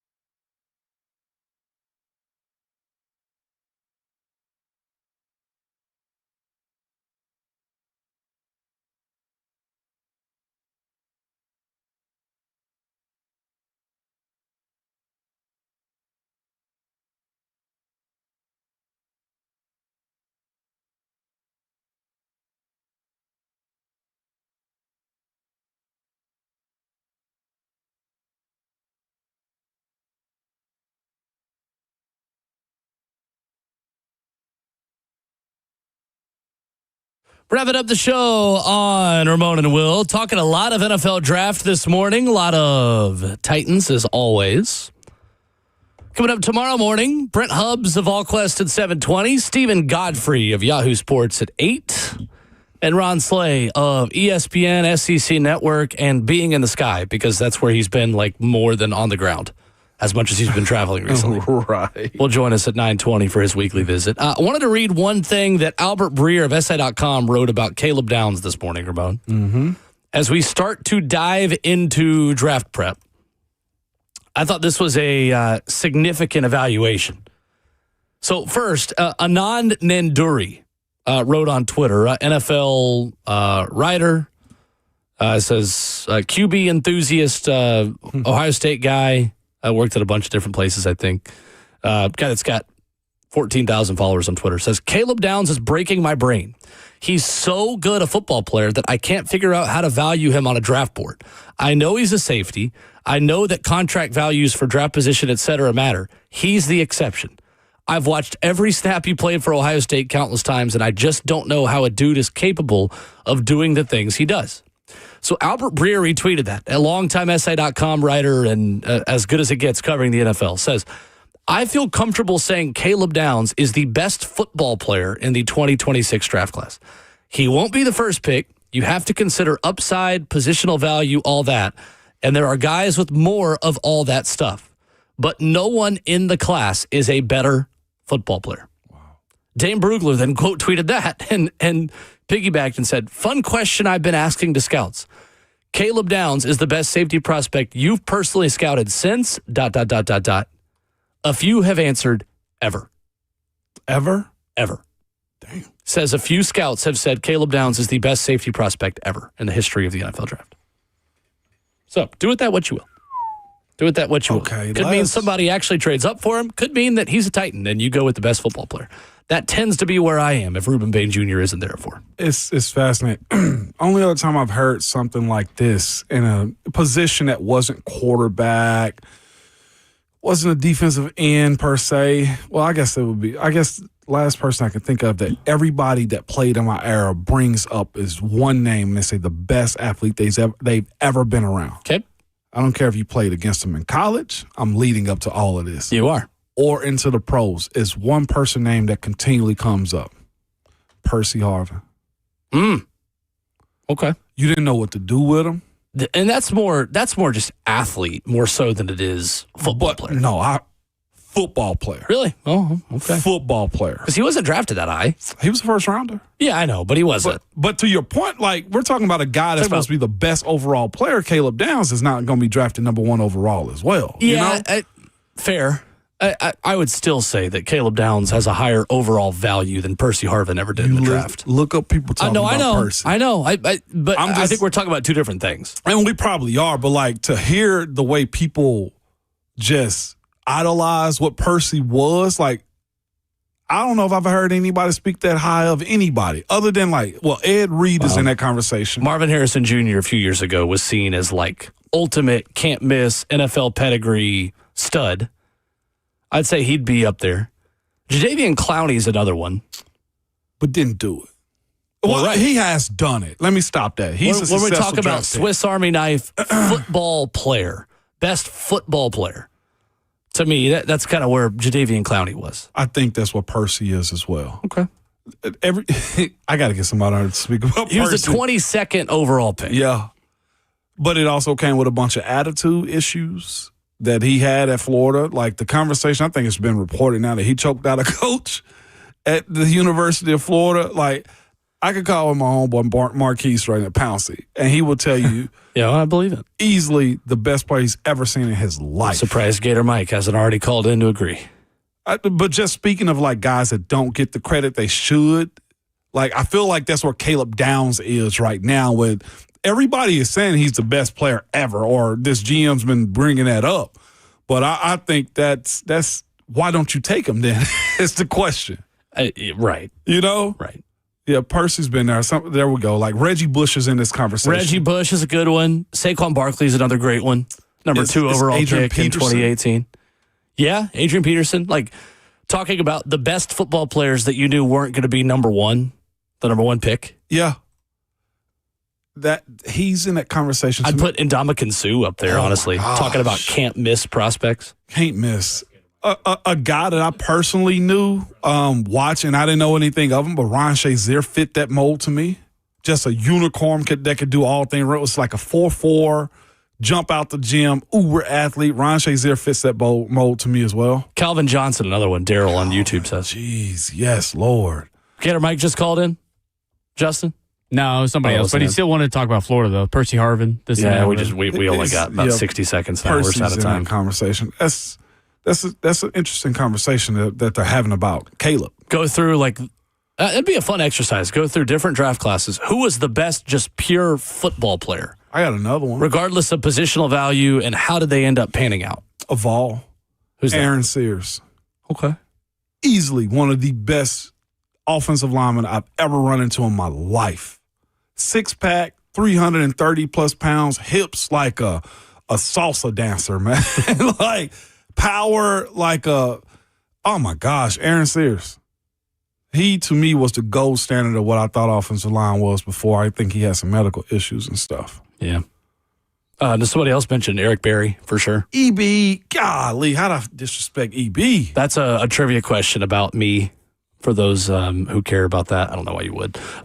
Eric Berry, forever my favorite Tennessee football player of all time. Yeah. Forever. Easily. Also Ramon Foster. But I grew up idolizing Eric Berry. I had his number 14 jersey.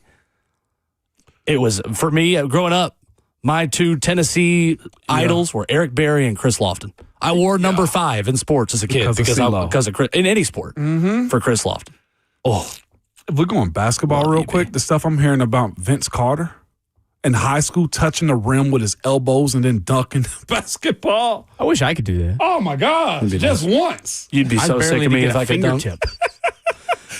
Come join 104.5 The Zone at T-Line. Our sip, sweep, and I don't know, something else. Snack. I forget what name was. Snack? Snack. Okay. $25 gets you 30 minutes of ice time and an app. The rest of the shows will be there. Rest of the day. Back at it tomorrow morning. But remember at all times, your Twitter fingers and your mic is always hot, baby.